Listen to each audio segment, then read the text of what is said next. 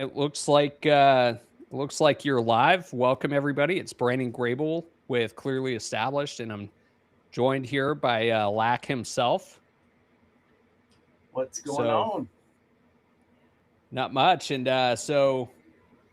okay, I'm we're trying something different with the stream here to make sure we got the volume good. So obviously, you all just let me know.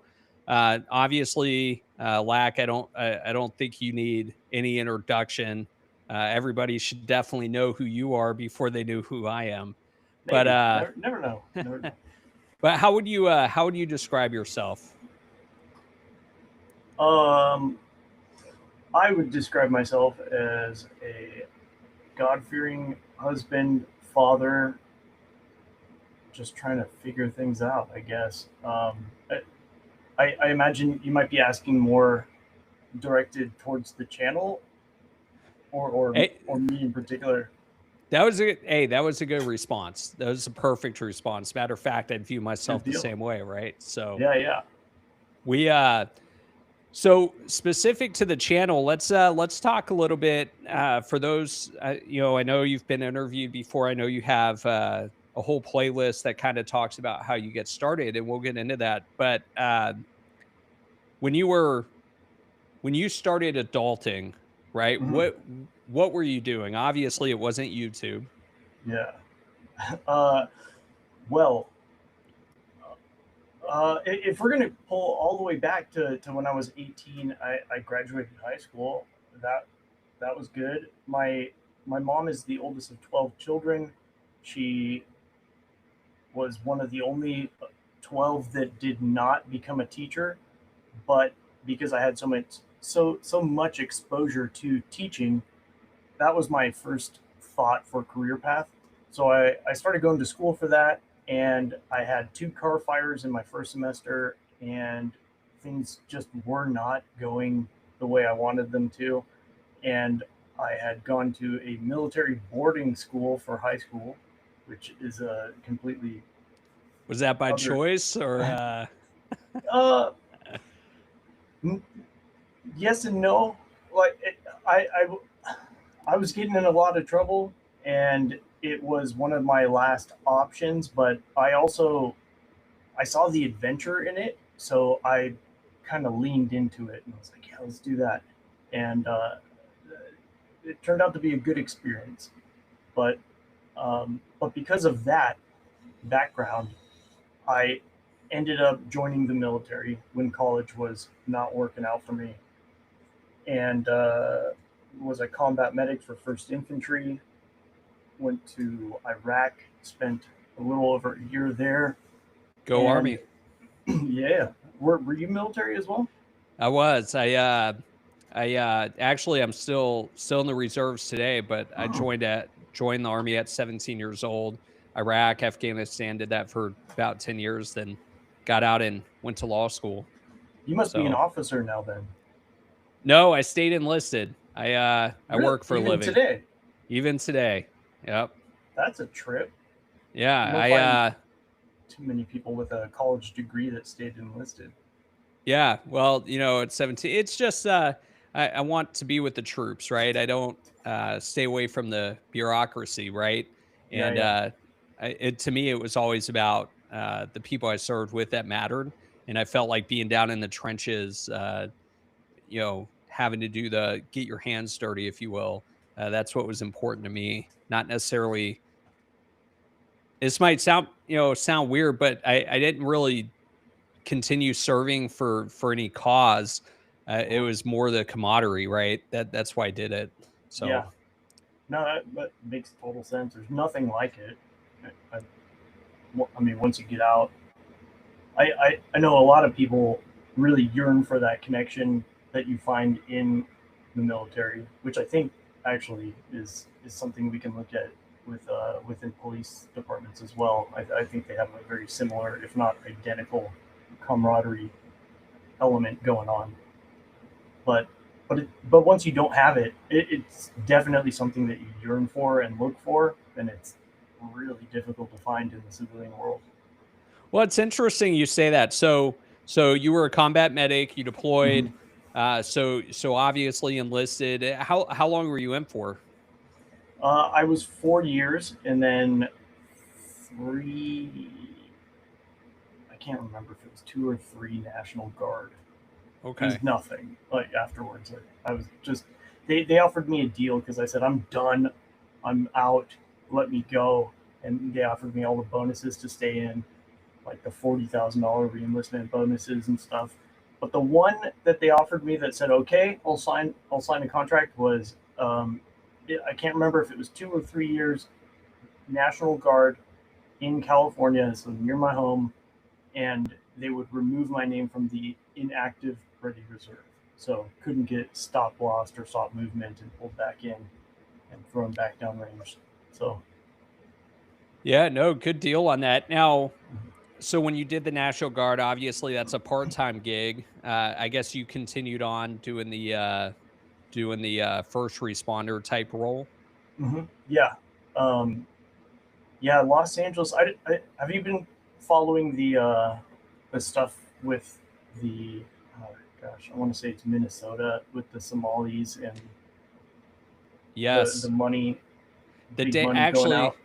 I can't remember what channel it was, but I just watched a video this morning where there was that journalist, that YouTube journalist that went around to all these daycares that were receiving millions of dollars every single year, Yeah. but had no children. Their doors were locked. They were trespassing the guy. Mhm. Yeah, I mean it's insane. I'm definitely following that. So Yeah, and in fact, so I watched the same thing, and that's why I referenced it actually because in the beginning of his um, publication, he mentioned something about medical transport, and this is something that isn't new. In fact, one of my neighbors has a medical transport company. They have vans with a wheelchair lift, and I mean it serves a purpose. People need to go to dialysis center and don't need an ambulance, but can't drive in a taxi. So you need these specialized vehicles to transport somebody to and from a doctor a few times a week sometimes, and most of it is paid by Medicare, Medicaid, so it's pretty much free money. There's a set price for every transport. I think it's like $800 for a two-way, so it's way better than Lyft or anything like that. And in Los Angeles, I think it was the Iranians um, in Glendale that owned most of those businesses, but they that's been going on for a long time. I don't know that the Iranians in Los Angeles are involved in fraud or anything, uh, but the reason I brought that up is because I've seen it. Because after the military, I was an EMT at a basic level, went to paramedic school, and during that paramedic school, I continued doing patient transfers as an EMT, just an ambulance driver. This would just be a step up from that medical transport, driving people to dialysis that did need an ambulance, could not get into a wheelchair, so they needed a gurney or something to move from one place to another. So, So that's so when we were talking about the military and the service and kind of how people are looking for that in your experience working for like with EMS and other people, like-minded people, I guess you will. Do you feel like you were kind of getting the same type of camaraderie or it was almost there, but not quite. Very rarely did I work on the same rig with the same partner. There was a lot of flip flopping around. I think in with EMT at a basic level, it's there's a high rate of attrition. People are coming in and out, so there's a lot of movement. But but after I got my paramedic license, I, I during all of that, I was actually applying to be a dual function firefighter paramedic for LA City Fire, and it wasn't until I was in with the fire department that I felt something similar.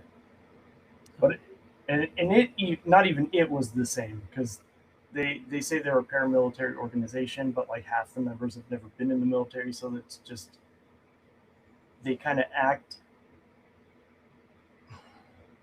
based on how they think the military would have acted, which is just a lot of hazing and bullshit. So at that, so you were what? What was your? How old were you when you got started doing that? With fire, by the time I got on the fire department, I think I was 26 or 27. Okay, and did you think at that point that police officers could do no wrong, or were you kind of understood? You weren't exposed to it yet. Yeah, I hadn't really been exposed to it. My first real like look into it, into their culture, and having like a firsthand view was through the fire department and seeing when we would go pick up a patient and it would be a clear diabetic call and they're boosting the car. They used to say boost it, which meant just tear it to shreds, basically looking for whatever they can find to put charges on the guy. And and the fire department, as a matter of fact, I always thought the fire department and the police department would have been real buddy buddy, but they were diametrically opposed, just mortal Interesting. enemies. At least in Los Angeles when I was in, and specifically in South Central. So outside of there, Why is that? Why? Like, is it I just don't a really authority know. thing? Like they wore the cool badge, and so it was their way. I mean, was there a I don't power dynamic, or was it something else? know. I never really felt like they could control us. In fact, I would say more often than not, it was the other way around, where if there was a medical emergency um, or fire, it was us controlling them and dictating where they're going to stand and what roads they're going to block off. Um, but to be honest, I'm not really sure. And unfortunately, and maybe fortunately, who knows? I only was in the fire department for about 5 years before I got out, so I don't think I was in long enough to really understand what was causing that disconnection. And then so you're not in California anymore. I'm judging that based on your background. Yeah, no. So No, yeah, more than half of these are probably illegal in California. I'm sure all of them are, right? Yeah, just So about, yeah. oh, There good might be stuff. one or So two. let me see here. So speaking of California, I did come across an interesting story here. Uh, I almost thought about doing a video on it, so maybe I'll just clip this. But I want to get your reaction on this news clip, and I'm curious if you've heard of this happening. Uh, I'll just let you figure it out. Let me see.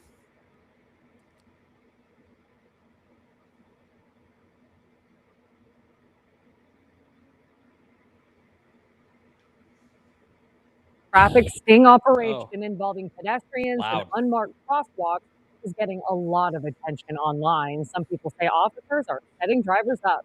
The operation involves pulling over and citing drivers who do not yield to what's believed to be plainclothes officers who are jaywalking. But authorities argue that the operation will help keep pedestrians safe by reminding drivers to yield to people crossing the street. Alina Bovian is live in Woodland Hills with more. Hi, Alina. Hi there, guys. Well, we checked in with the LAPD and they would not specify why they picked this specific area here in Woodland Hills. But as you mentioned, some of the people who work and live in this area say this feels a little like entrapment. Look at these two. And then whoever passes them, they get pulled over. Look at the cop. An LAPD sting operation caught on video has now gone viral, showing police officers on bikes pulling over drivers in Woodland Hills who failed to stop for pedestrians, even if they're jaywalking. It's kind of silly, I think, from the LAPD to be like doing this and kind of setting people up. It's believed the two people in the video crossing the street are officers in plain clothing. Next, several drivers continue through without yielding and are given citations. And when anybody doesn't stop, they pull them over right away like they did this guy right here. The video was captured earlier this week on Ventura Boulevard near Canoga Avenue, where the street curves in nearly half a mile between legal crosswalks and traffic lights. Vodka Topikian, who owns Circuit Sim Racing, says he understands why the LAPD would hone in here. If you pay attention, the road kind of curves here, so it's really hard to see this little street and maybe people walking across. So you found my old stomping grounds. Oh, is that what? Yeah. So I don't know if you understand what's happening there, but one report I read was that, right, what they just said was the individuals are undercover police or civilian wearing police. And then I've heard others where they claim that individuals were actually paid or hired by the city to essentially go and jaywalk. And then people are getting arrested. Had you seen something like that? Yeah, not in Los Angeles specifically, but yeah, I've seen a ton of videos like that, and I don't understand how it's lawful for them to do that either. Very weird. Yeah, it's also interesting that when I was trying to get some, trying to find out, you know, in the LA area, kind of like what are the big stories involving police, and that's kind of, you know, jaywalking. It's like you're telling me there's nothing else going on right now, so. No, there's a big story. I don't know if you remember it. It's from 2020. Los Angeles is one of the worst places I've had to deal with as far as FOIA requesting, body cam, and other records. But there was a crazy dude ran into a Burlington Coat factory, started just beating people left and right, and the cops ran in after 20 minutes or so and shot him up and ended up killing a 14-year-old in the dressing room behind him. And I don't know. There's a lot going on there, but I was trying to find out when it happened. You know, did the cops know that he didn't have a gun when they ran in? Because whatever. So I tried to request the footage, and every 6 months they send me an email saying they need another 6 months. So it's been 5 years. I'm still waiting. And you still haven't gotten it. No. Well, they released bits and pieces, but just like small sections. Well, I found this from 3 years ago. And it's interesting because like TMZ or local media, they can get this stuff pretty quick. I've actually had issues with, and I talked to James White privately a little bit about it, issues with getting records out of Tennessee, right? For whatever reason, Tennessee stories keep popping up. But when I try to get records, you know, their FOIA statute actually requires you to be a resident of the state. Right. So if anyone out there is in Tennessee, want a resident, let me know. That's the way to do it. Yeah, let me. Kentucky, Arkansas, they're the same way, and a few other states. Yeah, that's crazy. I mean, government's supposed to be transparent, right? Let me see. I had not heard about this story that you were talking about, so let me. Yeah, this is it. A young girl killed during a police shooting at a North Hollywood Burlington store. So obviously Fox Valentina has Peralta the camera. died when a police officer's bullet passed through the wall of a dressing room during a violent incident 2 days before Christmas. And that incident hit one man especially hard.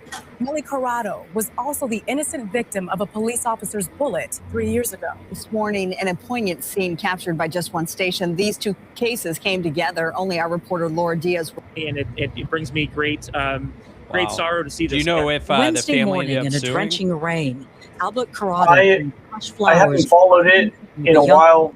Fatally shot last week by an LAPD officer.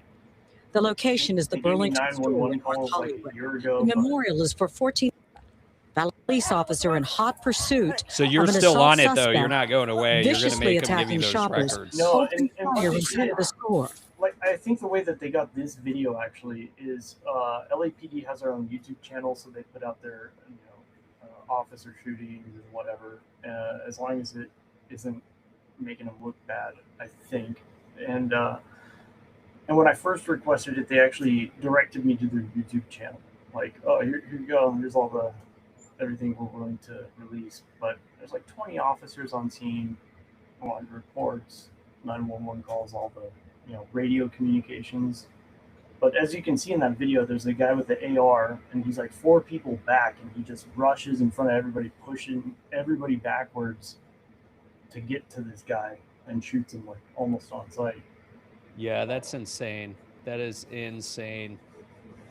I mean, I feel like some of these guys are just so quick to want to just so quick to want to shoot something, you know? Yeah. Yeah. So what's that, and that's yeah, that should get looked at. But you said something that I've actually had a conversation with a number of times with people, and you mentioned that body cameras, when the officers feel like they're in the right or they do something good, they're quick to release that video. Mm-hmm. But when they can't justify their conduct or there's actual questions, you'll never see it, or you got to fight like hell to get it. Yeah. I mean, it's insane. Yeah, it's constant. It's always like that. So that's man, that's crazy. But let me ask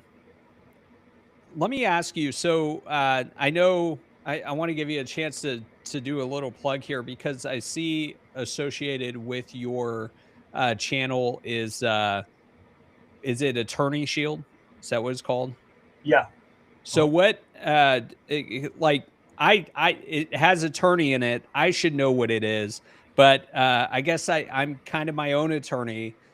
So I don't really know, but can you just kind of briefly explain what that is, what the purpose of it is? Sure. And I think a lot of people have misconceptions about it, just from what I can see in my comment section. But a lot of people think it's for auditors, because my channel was specifically associated with auditors for a number of years before I slowed down on the auditing content and went more towards just police interactions in general.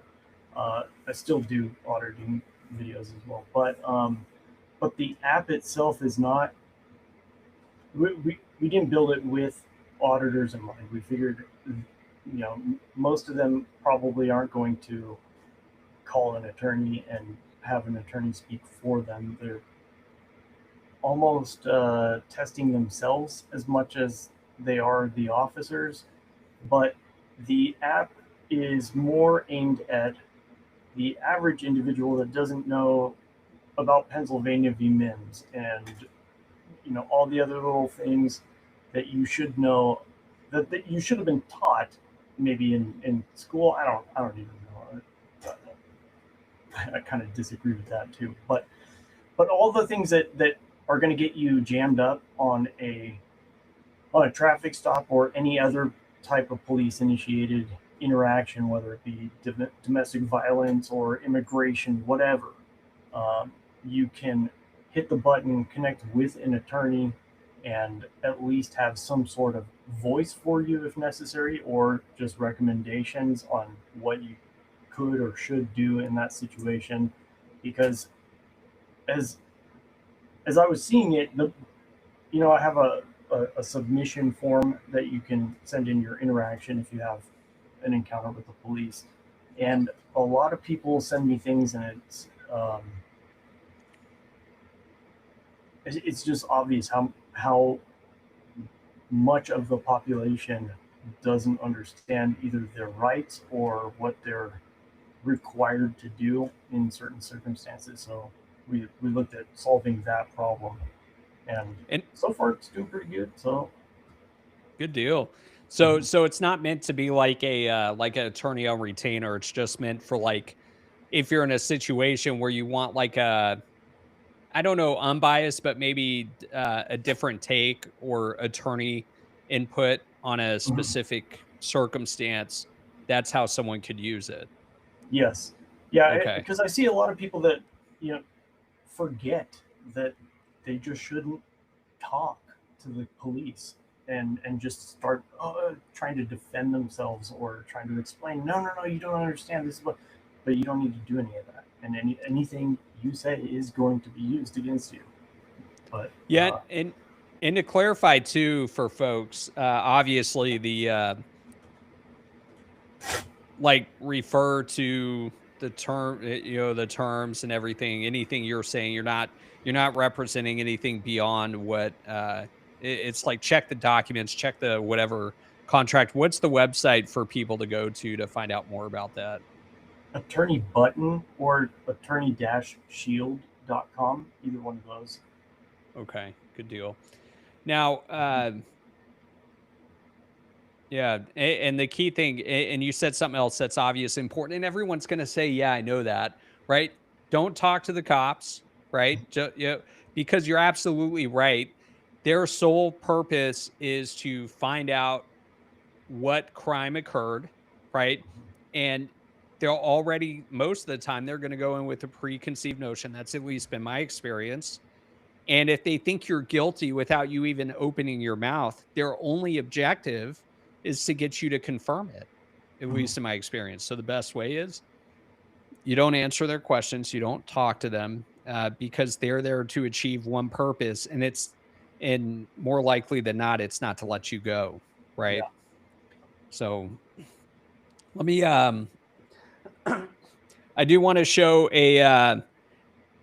another organization that helps as well that I'm a big fan of, and I was fortunate to work with them on a case, was Institute for Justice. Oh yes, and yes. they did recently put out a advertisement. So if you hadn't seen this yet, I would like to play it and kind of get your input, or really just for entertainment, because I thought this was really creative. And it really does kind of point out the hypocrisy of the good old qualified immunity, right? And obviously, let me see.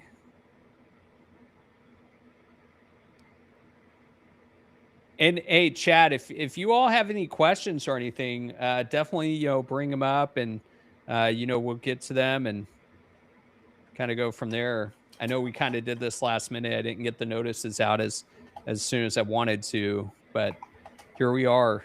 A government official who is tired. Oh man, hold on, let me.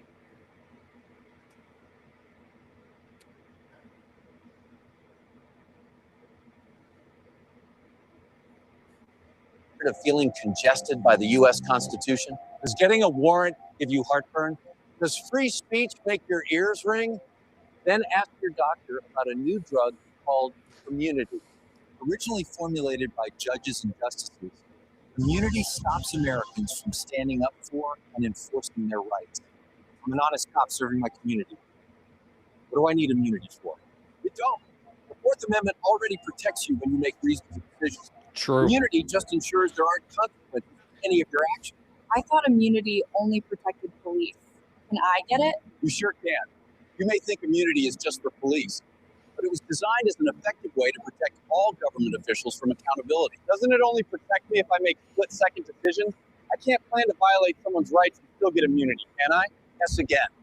If you get to decide whether or how to do it, immunity can protect you no matter how long you took to make the decision. Wow. How does it work? Immunity ensures that any lawsuit filed against you gets kicked out of court, even if you did violate someone's rights. Gosh, that sounds too good to be true. It does sound that way, but it's not. Just listen to some of our satisfied customers. I had my SWAT team raid the wrong house, terrorizing an innocent family. I bet these are real Thanks cases to immunity, too. I've never been accountable. I pulled over trucks on a highway from a local company I didn't like. And I'm just the town's accountant. I authorized a strip search, and the Supreme Court gave me immunity anyway. Immunity is so effective that even judges and prosecutors take it. I'm a prosecutor who secretly worked for the judge in my own cases and sent dozens of people to prison, some to death row. Wait, what? Side effects of immunity may include decreased respect for the Constitution, lack of accountability, and loss of trust in government officials and institutions. In some cases, it can also cause serious bodily injury and death. You should stop taking immunity if you want to promote good government. This video was generated with the help of AI and is a work of fiction. Any similarity to actual persons living or dead or actual events is purely coincidental. The Institute for Justice does not support immunity. Learn more about immunity at ij.org/PIA. So Genius. I am so upset I did not come up with something like that first. Yeah. So It was good use of AI. I dig it. Yeah, you don't actually get quality stuff using AI. I know sometimes I put like AI in my videos as well, and people are like, "Stop using that shit," But I'm happy to see the public being so against it, though. It is nice. Yeah, no, I think that's right.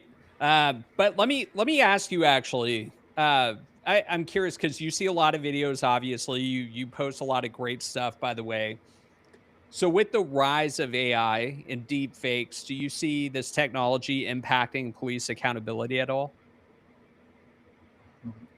either positively or negatively? Oh, man. I don't know. I guess I hadn't really thought of it in that specific frame. I mean, I am. So let me just bring up. Had you seen the DOJ video that's purportedly from Epstein's cell? Oh, maybe. I Let me don't see see if a I lot can of find it. It's I remember one from like a stairway, and you could almost see like what they say is maybe the door of the cell, or like the. Well, there's one where they allegedly just released it of inside the cell. Let me see if I can find the video. But it turns out that people are saying that the video is actually it's fake. That they released a deep fake, and everyone was kind of like what it is. But I'm going to show a clip here. I don't know who this person is, but I guess they show it. I just typed it in on YouTube. It looks like they showed it from the actual DOJ website to show you how you can get to it. Let me just play it real quick to make sure there's nothing shady going on in here. Yeah. Normally I pre-screen all this stuff before I show it, but this is different. Absolutely. Okay, yeah, we're good. Okay.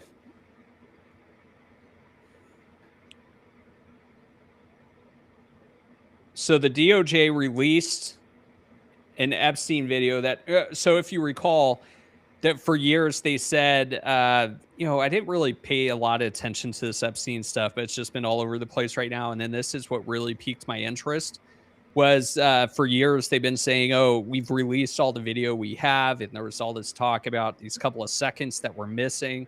And then all of a sudden, in all this massive amount of Epstein video footage that they released, there was this clip that purported to be inside the cell, suggesting that they had a camera inside the cell the whole time. And there's also a lot of talk that apparently it was that it's fake. Now there's not any audio to the video, but they're showing they're actually on the DOJ website, and they're telling you exactly how to find it. It's on data set 8.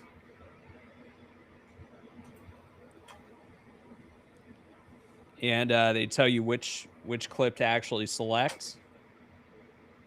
And I don't know if you know, I'm sure you do, Asmongold. I think he went on one of his streams to the DOJ website and was able to find it as well. So it's actually, my understanding is it's actually on the DOJ website. So yeah. Do you know it's a about video. Dataset 8? The how that became public anyway? I don't think they were supposed to release this set. Yeah, so it is. I've heard a lot of things where they release data sets publicly, but then people were still clicking the URL and it wasn't password protected, so people could still find the information. Yeah. So it is possible that it was just part of the file because they found it somehow. But it is interesting that there was a deep fake. They didn't make any statements that I saw that said this was legitimate.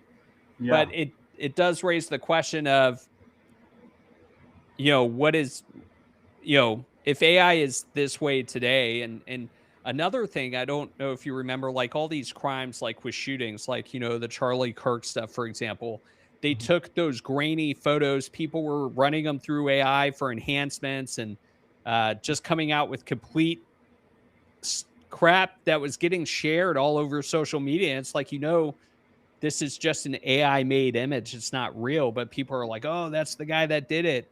Yeah.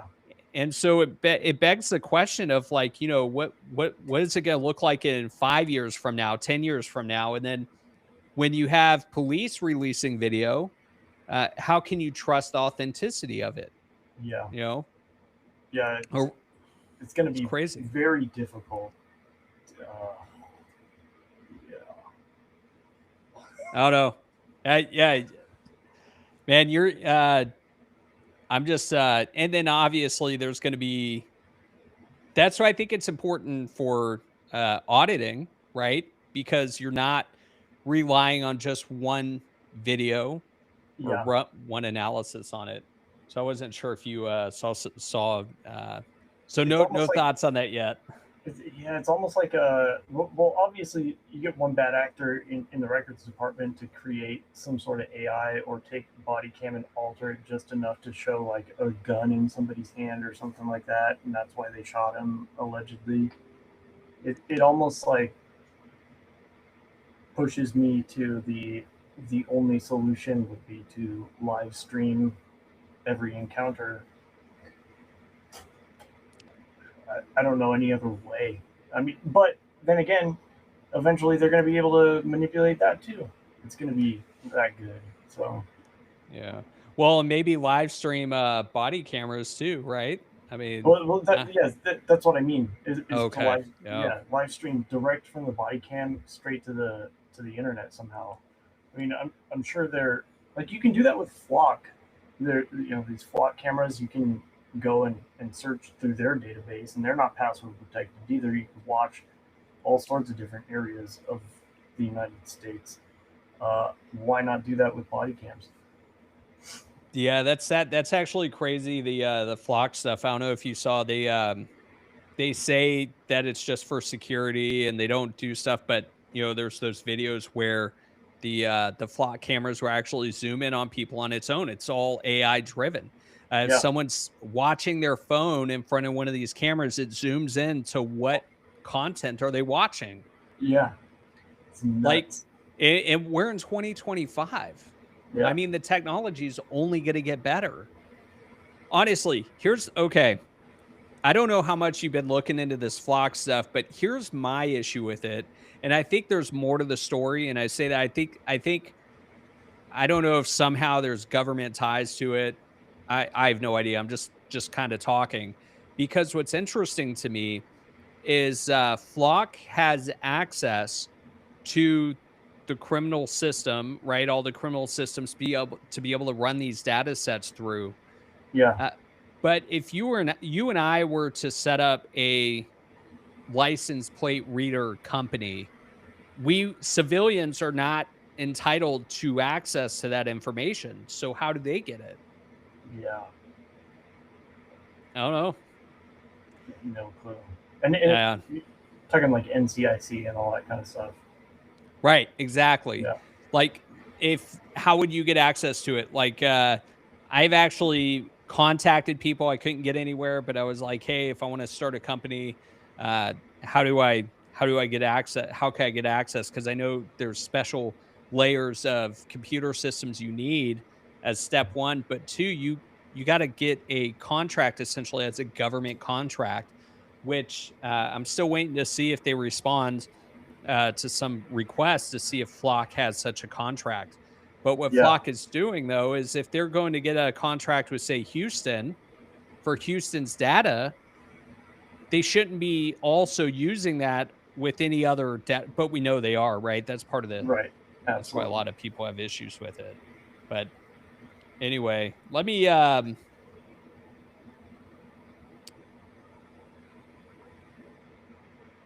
okay, so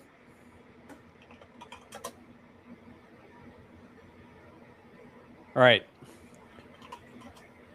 I want to ask you, so if anyone out there has some questions, let's go ahead and ask them. Otherwise, what I'm going to do is, speaking of AI, I had Grok pretend that it was a viewer of yours, although I'm sure it's never watched any of your videos. I'm sure it's read your descriptions. Sure. But I asked it to come out with 10 questions. Okay. And I'm going to go through these questions and you see how you answer it. So the Sure first thing. question is, do you believe there are truly good cops? And if so, why don't more of them speak out against misconduct in their departments? I have okay.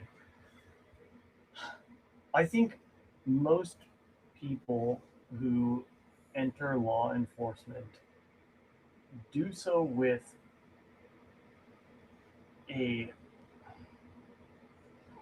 their compass pointing them in the right direction. Like they have an idea of what they want to do and who they want to be. And I think they join it with good intentions. But I think that much power mixed with a community that's been corrupted over, at this point, centuries. I don't know if anyone can withstand a sense of moral judgment that most people would find to be good. I know that's a little bit more extreme to say no, there are no good cops, but I don't think. I think there are a ton of laws that are unjust that they're willing to enforce. The culture is obviously terrible. I think their humanity gets in the way as far as ego, rage, just mostly ego. And even if it's not their intent to be necessarily bad, just by chance, some of them turn bad. And to answer the second part, I think why aren't more cops? If there are good cops, why aren't they turning into bad cops? I think that covers the rest of them. If there are any that can maintain some sort of like moral or ethical code to where they do everything proper, define that word as you will, why aren't they turning into bad cops? And I think that they wouldn't be. I think the culture wouldn't allow them to. And when you invest half of your life into something that's supposed to pay you with a retirement, it's almost like that sunken cost fallacy. It's like you kind of just got to stick with it just a couple more years and get out, and then it's somebody else's problem. But yeah, I'd have to say no. So do you think it's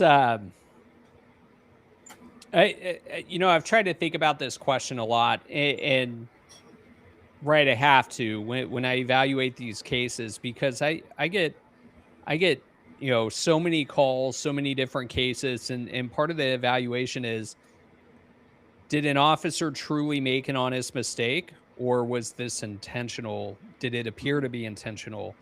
Not in necessarily the outcome. I think there's a lot of regret a lot of times. I think it's more in their own actions, right? That's intentional. And the thoughts that have crossed my mind is these officers think, I think one, it's an accountability issue. They don't have to, they feel like they don't have to answer to the public or to you or I, but they do feel like maybe they have to answer to their supervisor or to this little clique within the police department. And I think that influences outcomes and decisions. Absolutely. Another way thing, more than the public ever could. Right. Yep. And they're going to, and you get them in the hot seat, you depose them, and you're like, hey, so why didn't you stop this? Or why did you do this? And a lot of times it's, well, you know, they don't know, or they're Yeah. going to say, yeah, I'll do that every time. Or I didn't see anything wrong with it. Right. But yeah, that's insane. And I have kind of a soft spot for them. You know, I know as part of my military service, I was a combat medic. I joined the military and I actually told my recruiter, like, I don't want to do combat. So whatever you can do to like get me some like chill job where I can make the big bucks when I get out, that'd be great. And so he sold me on this healthcare specialist. That's what combat medic is listed as an MLS. Well, at the time it was anyway. And so I signed up to be a healthcare specialist, and then got in, was told you're a combat medic, and got sent off to 1st Infantry. And by the time I got to 1st Infantry, it was like 6 months between boot camp and MOS, you know, your trade school. By the time I got to my duty station, I was so manipulated and transformed into exactly what they wanted me to be, and I was interested in going to war. I was interested in knowing what it would feel like to shoot somebody, bayonet somebody. Like, my head took on the job and ran with it, and I didn't have to do anything to let that happen. Yeah, the job did it for me. And that was something that I dealt with a lot after getting out, and had to go through years of therapy to deal with the idea that I could actually allow my head to be curious what it would feel like to murder people, you know?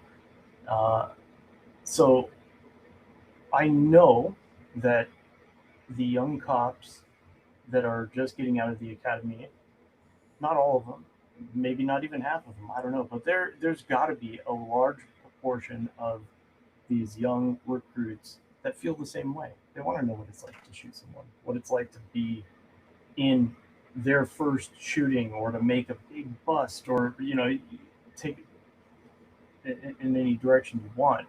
But I think it's human nature. It's not the prettier side of human nature, but I do think most people would be, I don't know, would find themselves in a position like that. So sometimes I have a little bit of sympathy about it, because I've been through it myself, and I know how tough that can be, especially if it's really not who you are deep down in your deep downs. But yeah. No, that makes sense. And it goes back to this concept almost of toxic leadership, right? Mhm.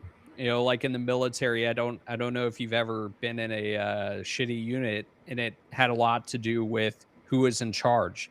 Mhm. And I feel like the same is in any environment, to include a law enforcement environment. Like I've dealt with a lot, for example, of I don't know if you've heard of him, Joseph Salvaggio, for example, in Leon Valley. Yeah. Number of lawsuits, number of settlements, number of cases, because he had this mentality of that his police department served him, not the people, and it was us versus them. He viewed citizens as the enemy, and that mentality was encouraged through the whole ranks. And so Yeah. you saw the toxicity just destroy that department inside and out, to the point. Yeah, go ahead. Oh, I was Yeah. I was gonna ask, did you work with Solomon Radner on that? Yeah, I was him and I was his local counsel on a lot of stuff. Yep. So it's he wasn't licensed in any of the federal courts here in Texas, so I helped him out with that. And I let him be the front man, or he was the front man on a lot of the stuff. I did all the behind the scenes things. And yeah, it's kind of got me a lot of exposure to civil rights litigation. Realize the challenges and hurdles you have to go through for that. Yeah. I mean, he's a beast. I still run into him every now and then. But yeah, he great, smart guy. Incredible. So I all over. I couldn't give him enough compliments. Like every time I've heard one of his depositions, it's like I don't ever want to be on the other side of that table. That's nuts. Yeah, he and the thing I can't get over is he takes cases all over the country. He's traveling all the time. Mhm. I know he's got to be exhausted on some level doing that Sure. because he is one guy. He has a small team, and what he does is he gets lawyers, right, like me, to be like, "Hey, here's the Texas cases I need your help with," um, and it gets insane, especially. I think COVID, the one thing COVID was good for, I think, was it gave him an opportunity to kind of slow down, stay with his family, Yeah. because a lot of stuff did go virtual. He didn't have to go, uh, he didn't have to go do all of these crazy cases or hearings, getting on Fly all over the planes. place. Yeah, yeah. Yeah. So I haven't talked to him recently, but I should probably get him up on the stream and see how he's doing. Yeah, But I'd love that. yeah. So, but yeah, but the big picture in all of this is I think it's easy for leadership to encourage this mentality, this warlike, military like mentality, when you have this doctrine of qualified immunity hanging over and saying, hey, look, you're going to make mistakes. It doesn't matter. You're protected. Right. Yeah. Right. And that's part of my issue. I'm sure yours too. Yeah. I know you would love to see that thing go away. So, but let me, so moving on, question 2, what's the most impactful video you've ever posted? One that actually led to an officer being disciplined, fired, or a policy change? The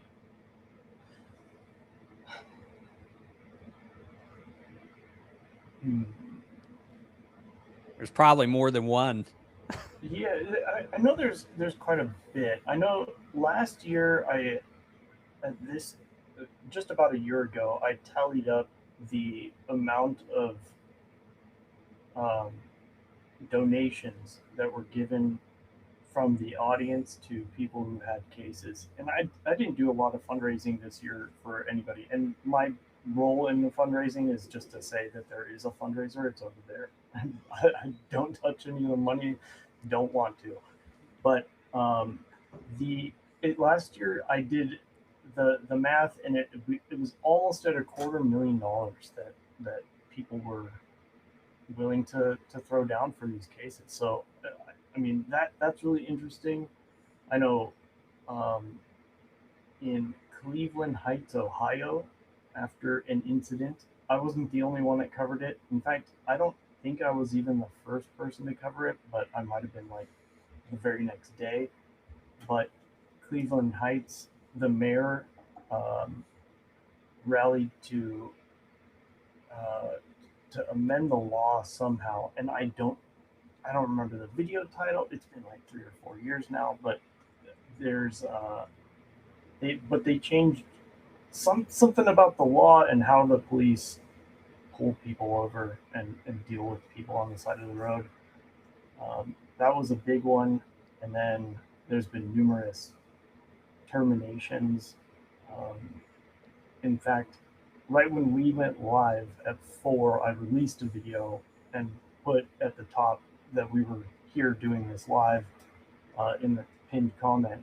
But in that video, it's an update video on some of my previous publications, and one of the officers got suspended for 7 days. So I don't know if there's any one specific incident that stands out or is like reign supreme above all others. Maybe there is, and I just can't think of it.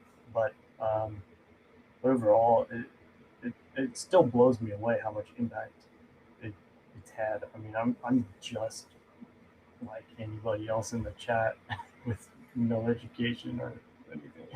So. Well, I mean, obviously, I've been watching your stuff just, actually before running into Solomon. I didn't really watch YouTube at all. I didn't watch a lot of TV, actually. I was always too busy trying to start a law business, trying to Yeah. get started grinding for my family. And then once I realized like what's an auditor, I had to go Yeah. check this out. And then of course in that search I found a lot of your videos, and I was like, is this really that crazy? I mean, I've always gotten, I've gotten pulled over for things, but that's really been the extent of my interaction with police officers. It's like, but I'd always feel like, why are you pulling me over? You're telling me there's nothing else going on in the city. Yeah. Had I Nothing. known I pull out a camera, I probably would have been jailed. Yeah. Yeah. So, and I'm sure that's your thing, and we'll get to that. Yeah, you're kind of switching video, but I just saw kind of your updates on your big three cases.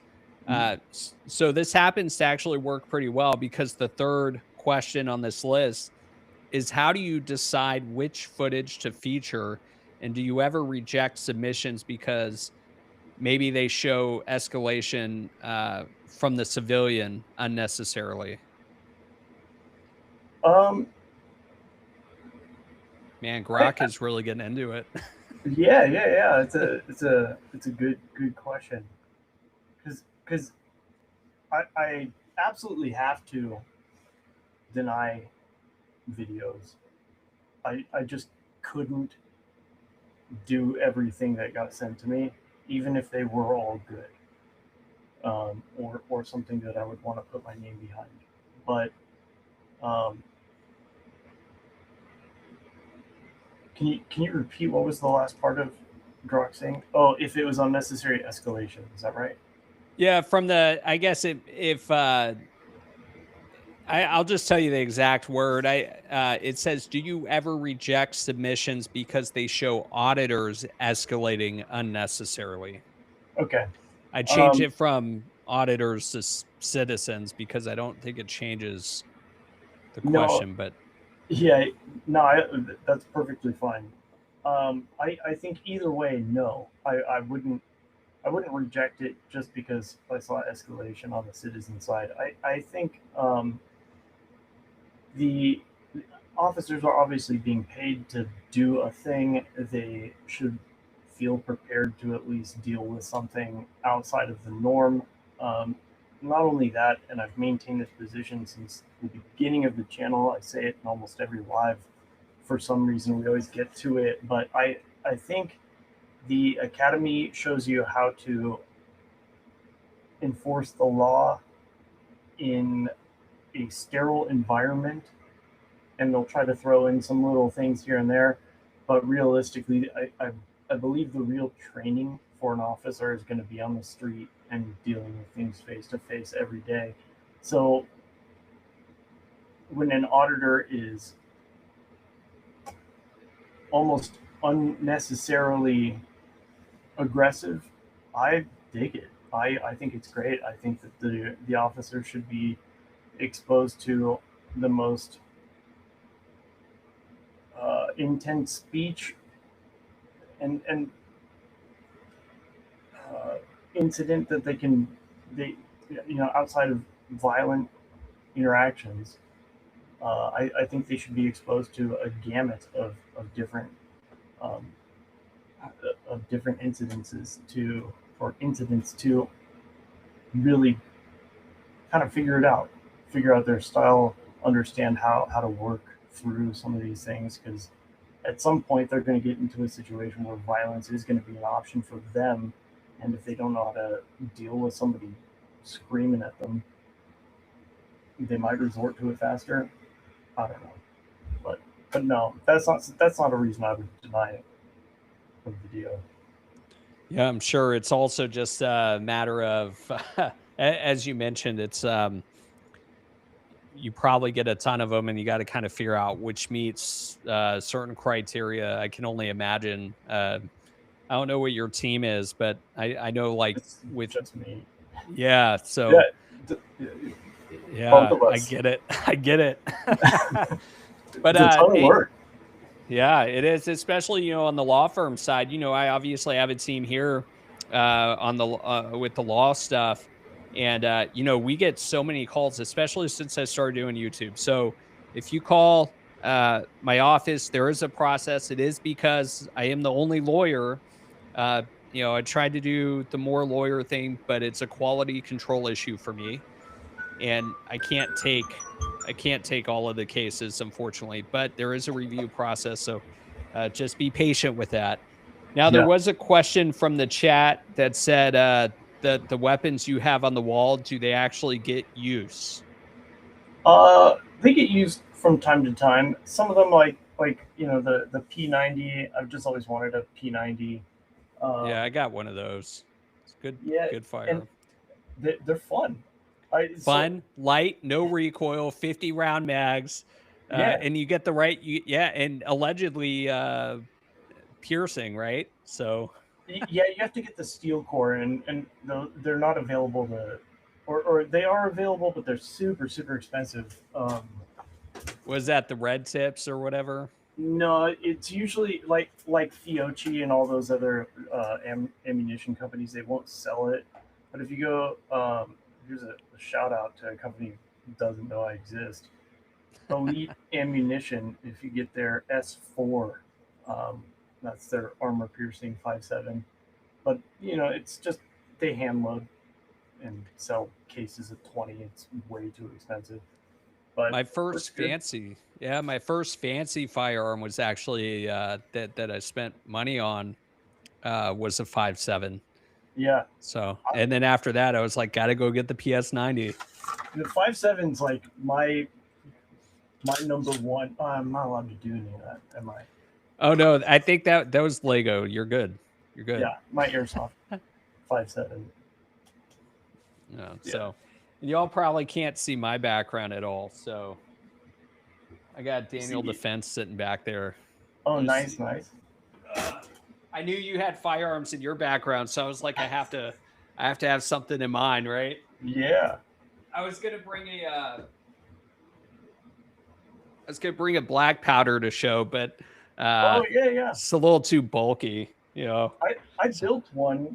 There's one in the corner back there, but I've never shot it. I don't have any experience with black powder, and I don't have anybody that I personally know that could teach me, and it's not something I want to jump into alone for the first time. Yeah.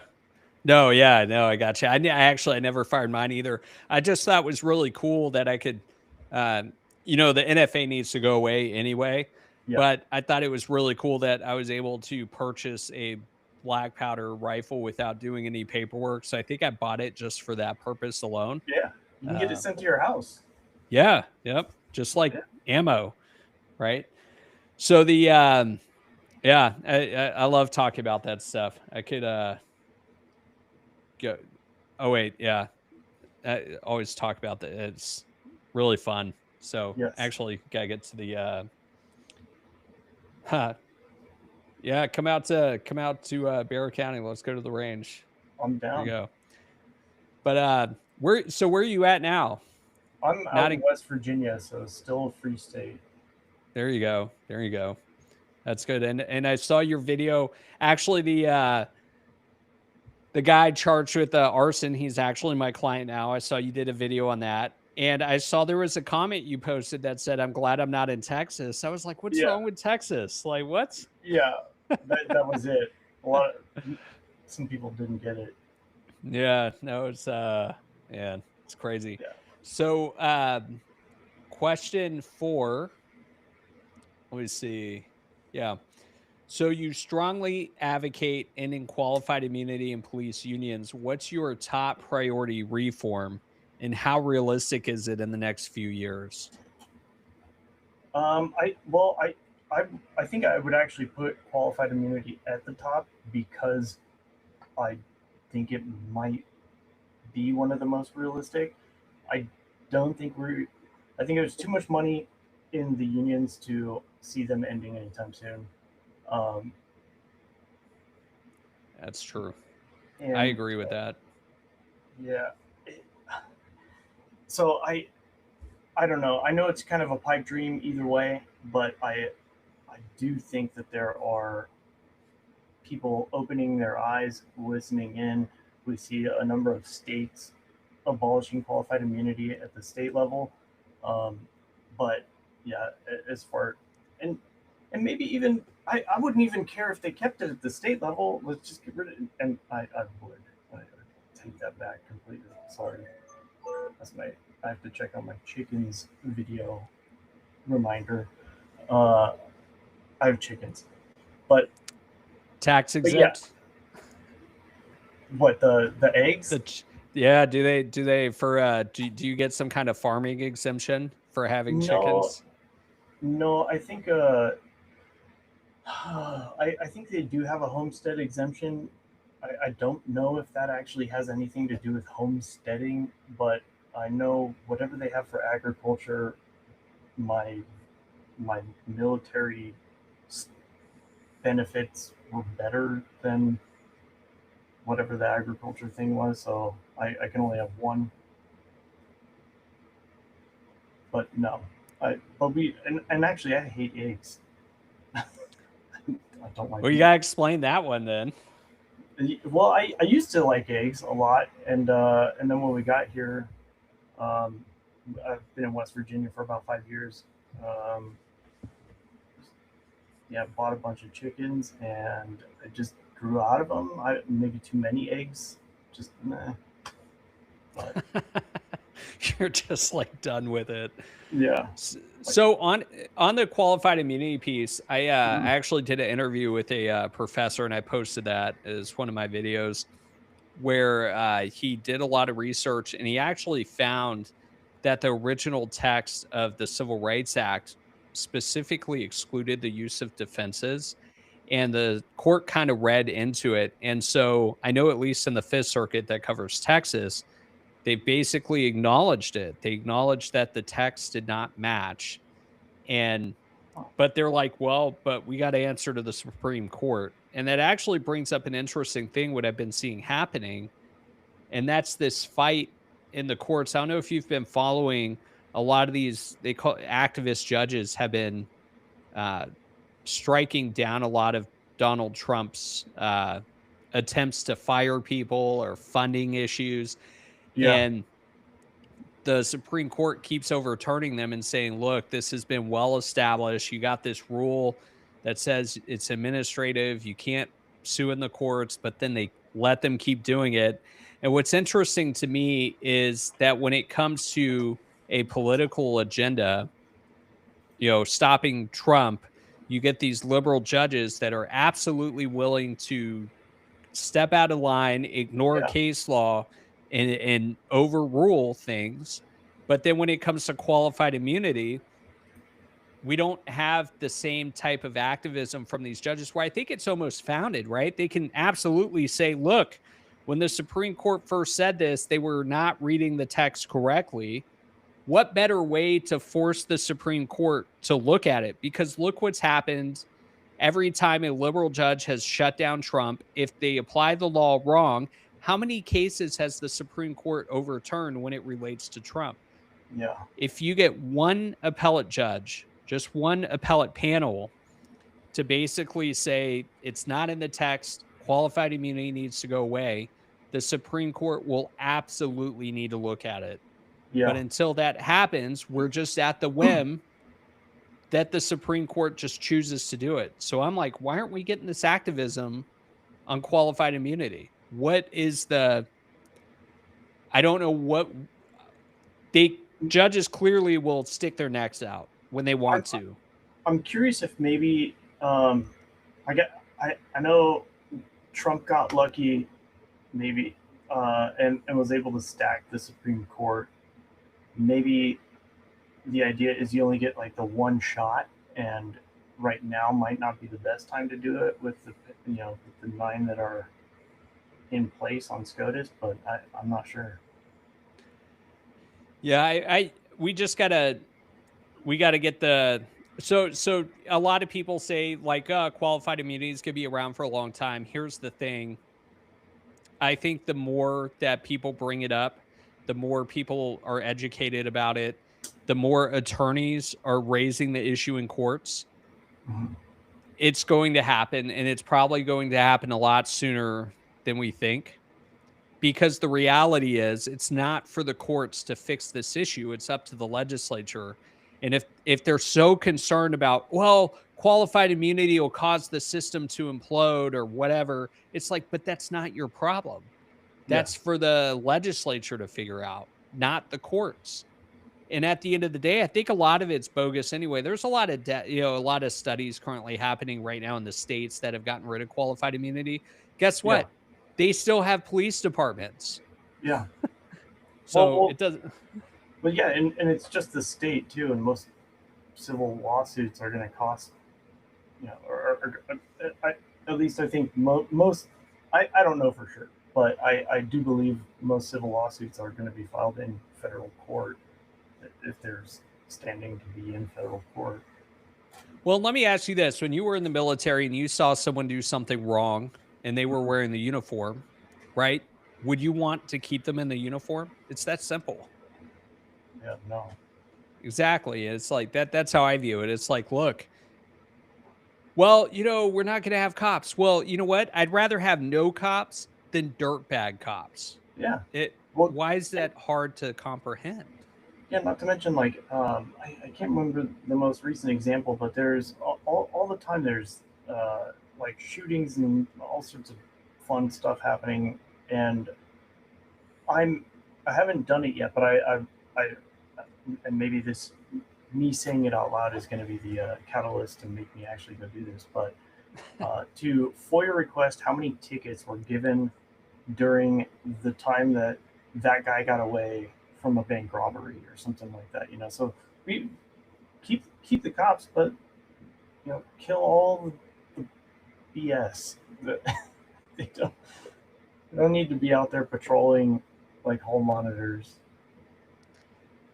Yeah, nope, that's it. And it actually kind of, you got to like the YouTube algorithm. So you actually started a YouTube channel to be a gamer, is that right? That is correct. So interesting what the and I don't know if it's been me watching your videos or other videos where the algorithm's like, I'm gonna throw some gaming. I don't game, I used to. I just don't anymore. Yeah. And I'm getting some feedback. I don't know if that's on your. I don't hear any at all. Mic check. Oh, check 1, okay, 2, hold on. 3. All right, maybe it's just me. Do you guys hear? Yeah, chat, hear any feedback, or is it just through my end? I think we're good now. So what's interesting is YouTube started throwing in front of me GTA role-playing videos. Oh yeah, okay. And I was like, this is weird. I don't understand why. So I kept ignoring them, and then it kept throwing it in front of me. And of course, I was like, fine, I'll bite. Like, why is YouTube telling me to watch this crap? I watched it, and it was this guy who was I have not played GTA in years, right? And I'm like, there's this whole role play world where you could just do different things, fill different roles, like be cops. And this guy was basically harassing these cops, and they pulled him over and they were asking for ID. They were citing them. They were telling them they wanted to search. And what's interesting is it was a clear, like, if this happened in real life, it was a clear abuse of power. And I was sitting there thinking in the back of my mind, I was like, this is interesting that this is happening in a video game. You have these guys who are untrained. They're probably young. They only know about law enforcement interactions, what they see on video, and maybe their own personal interactions. But you give them this authority, right? And if you don't listen to what they say, they ban you, I guess, from the game. Yeah. And I realized, like, it's what happens in real life. You give these people this authority, the ability to hide behind a badge, and it becomes an ego thing. And I was sitting there like, what the heck am I watching? Like, I'm like, this is happening in a game too. Like, so I was this close to being like, do I do a reaction to a damn GTA role-playing police thing? I mean, I like it. I dig the idea. And so then I ended up going into this stupid rabbit hole where I'm watching like 3 or 4 of them, and I'm like, it's such a it wasn't just a one-time thing. And the guy was keen enough to be like, no, you can't search me. What's the Fourth Amendment? And what do you mean the Fourth Amendment? And I was like, yeah, it's a power thing. You give people power and that's what it comes down to. You're going to answer my questions. You're going to do what I say because I've been given the weight and authority to do so. And there's no consequences for me not doing it. It is nuts. It is nuts. I like the idea. I think you should do it. Yeah, I'm gonna do it now. I'm gonna do it. I'm gonna be like, I'll do it. You know what? If you got time, we'll get through the question. If you got time, I'll find one and we'll do a live reaction to it. And oh my gosh, I'm like, why am I watching video game? Anyway, so that it was crazy. But it made me realize how the correlation for real. Yeah, that's true. Yeah, so I do think qualified immunity will get out of the way. So, question 5: what's the best advice you would give someone filming police for the first time to stay safe and protect their rights? For filming, like in a like the capacity of an auditor, or just like, hey, I see somebody getting beat up or whatever. I didn't write the question, so however you interpret it. I assume so. Let's be real here, right? I think your first time you're probably real shaky on most stuff, so just relax, be cool. I think. I don't know though, because I've never done any audits myself either, so I think that's a good question for James. Yeah, I'm sure James will be like, just tell him to shut up. Yeah, exactly. Yeah. But you've seen, I'm sure, I'm sure you've seen more than you have posted, right? You've probably seen hundreds, if not thousands of videos. And so have you ever seen one where you're like, oh, maybe if you would have done this or done that, or have you kind of, I guess, was it sideline quarterback issues where you're like, oh man, maybe if they did this? Yeah, I guess just speaking from my own personal, like my first encounter that got me kind of moving in this direction as far as creating content for it, I would stick to it. The reason I never picked up a camera to go do audits and join that parade is because I can't not get infuriated. Like I lose my shit, and I think that's evident from the first video I posted, my interaction in Colorado. I just get too angry. So I think, at least for me and people like me, probably just calm down and go slow. No, it's good advice. Speaking of your video, this was in what was this, Chicago? I think. When did your first interaction? Yeah, Colorado Springs. Colorado Springs. Okay, hold on one second. Mm-hmm. What was this issue with Chicago?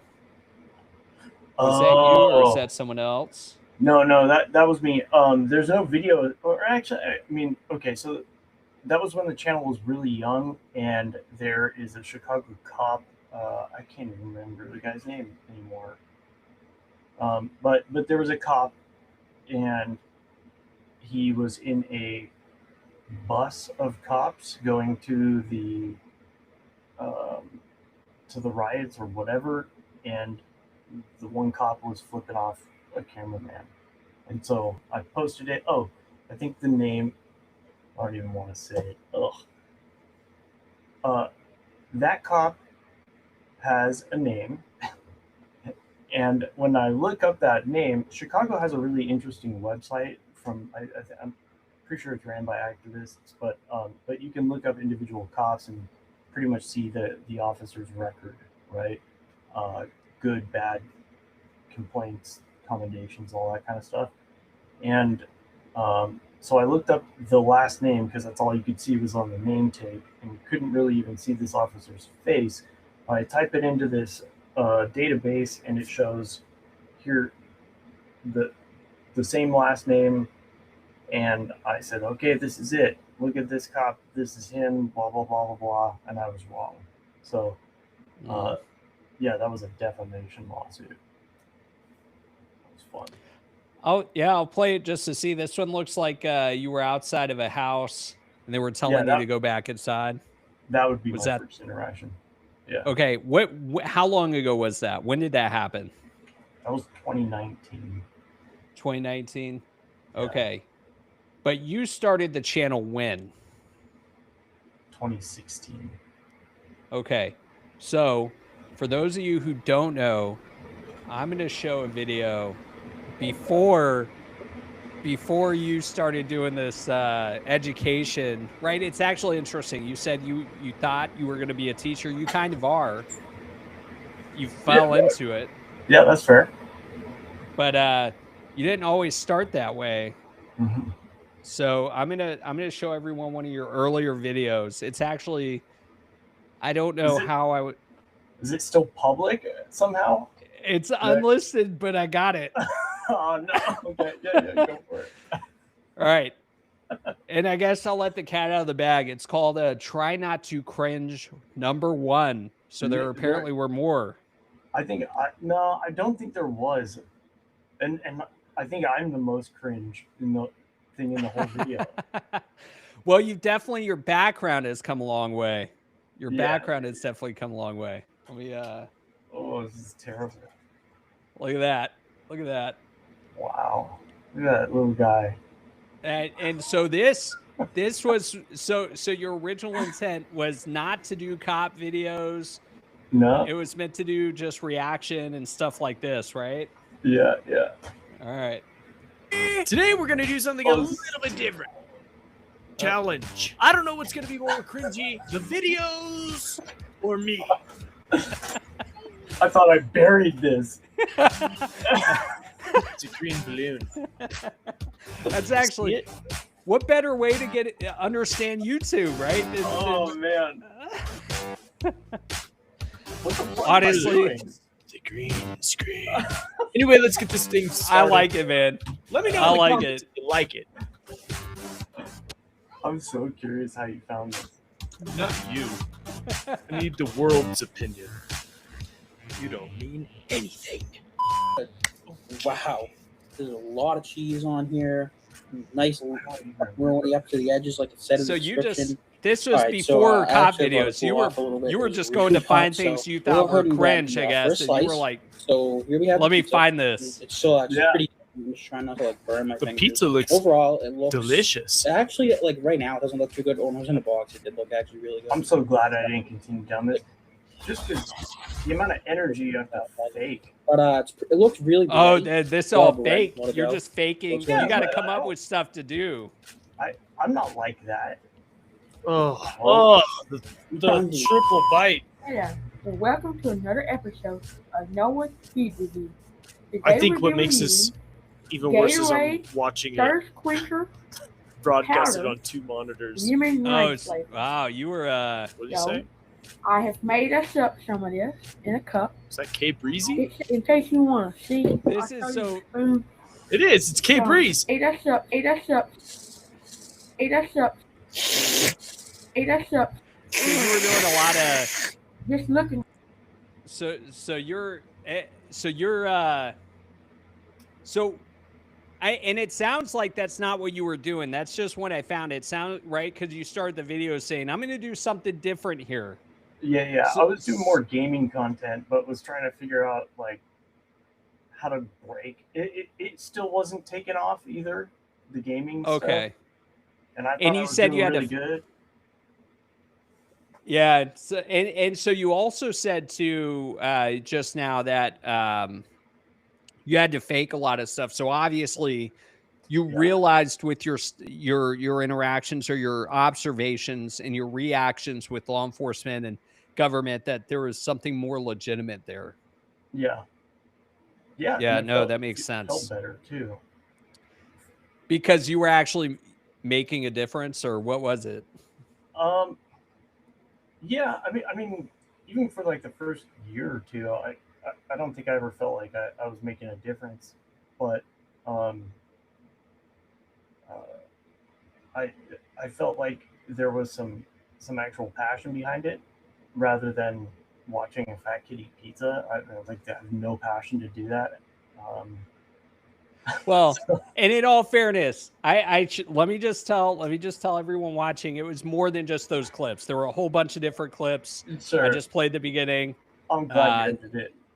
You weren't targeting just a fat kid eating pizza. There was other stuff. You were just kind of reacting. So what I'm showing is there was obviously an evolution, right, to lackluster, from video games reaction to, I guess, cringe, to suddenly what you do now, where you talk about legitimately, right? You're raising money to help people. You're bringing knowledge and awareness. And what's also interesting to me, and things I've started kind of thinking about too, was you don't show your face in the videos you do now. Do you feel like that's easier in the in like the editing process, or is there a reason? Is it just so the first time I ever took my face out of a video is I don't know, my lips look super white, and so I have skin cancer, and it comes back all the time. It's a lot of fun to deal with. Oh, no shit. I don't know if you can tell, but like my skin is see-through, so any amount of vitamin D coming from the sun just annihilates me. And I didn't know that, man.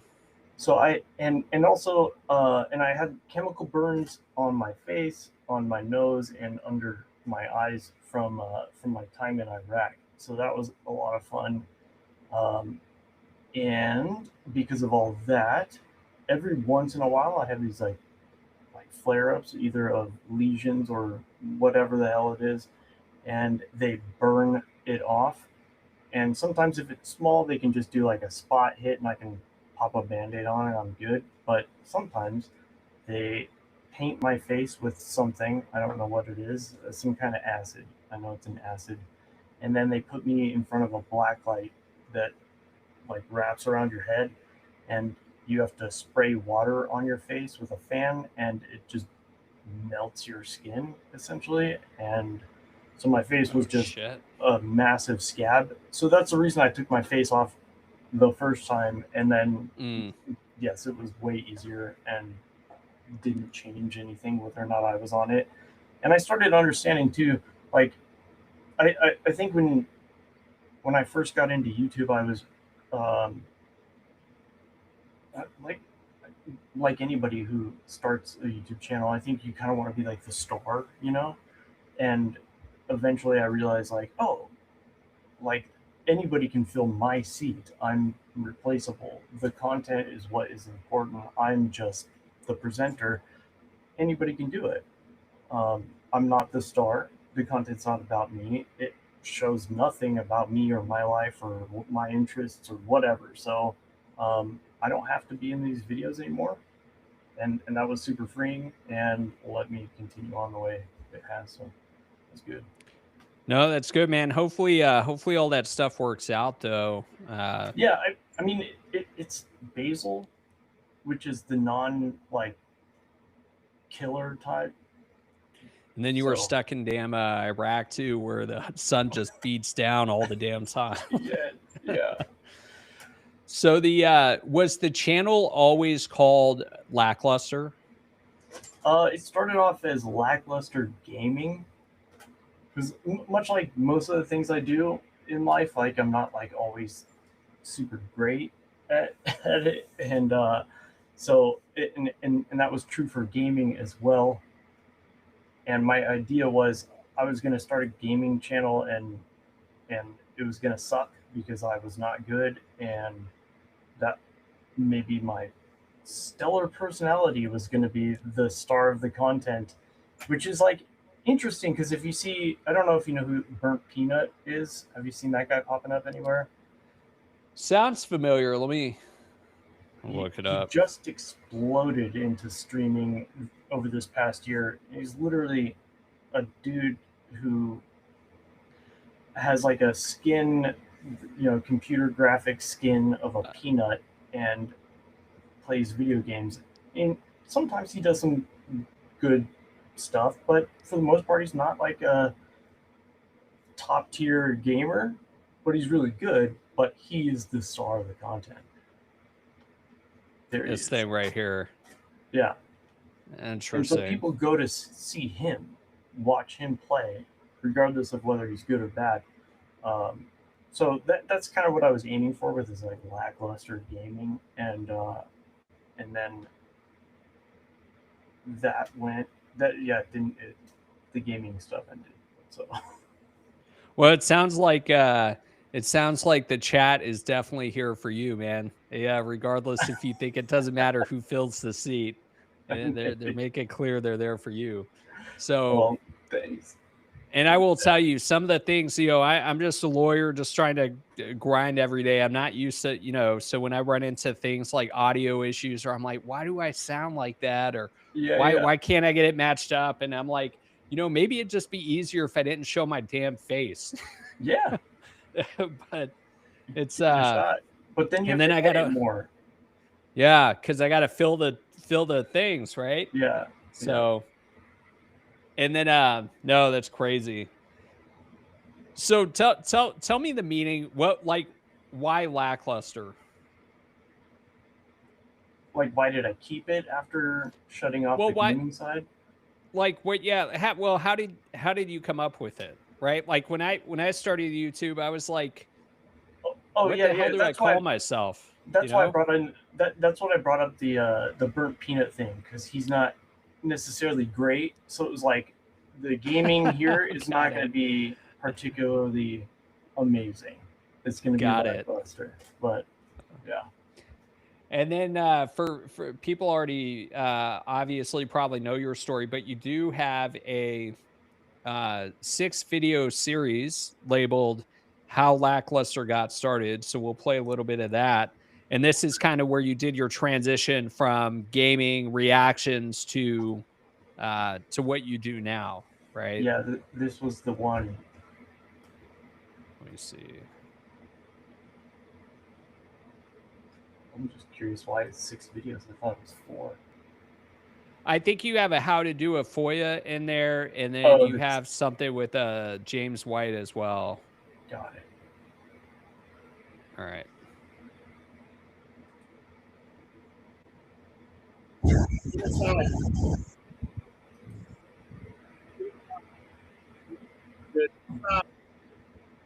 Inside.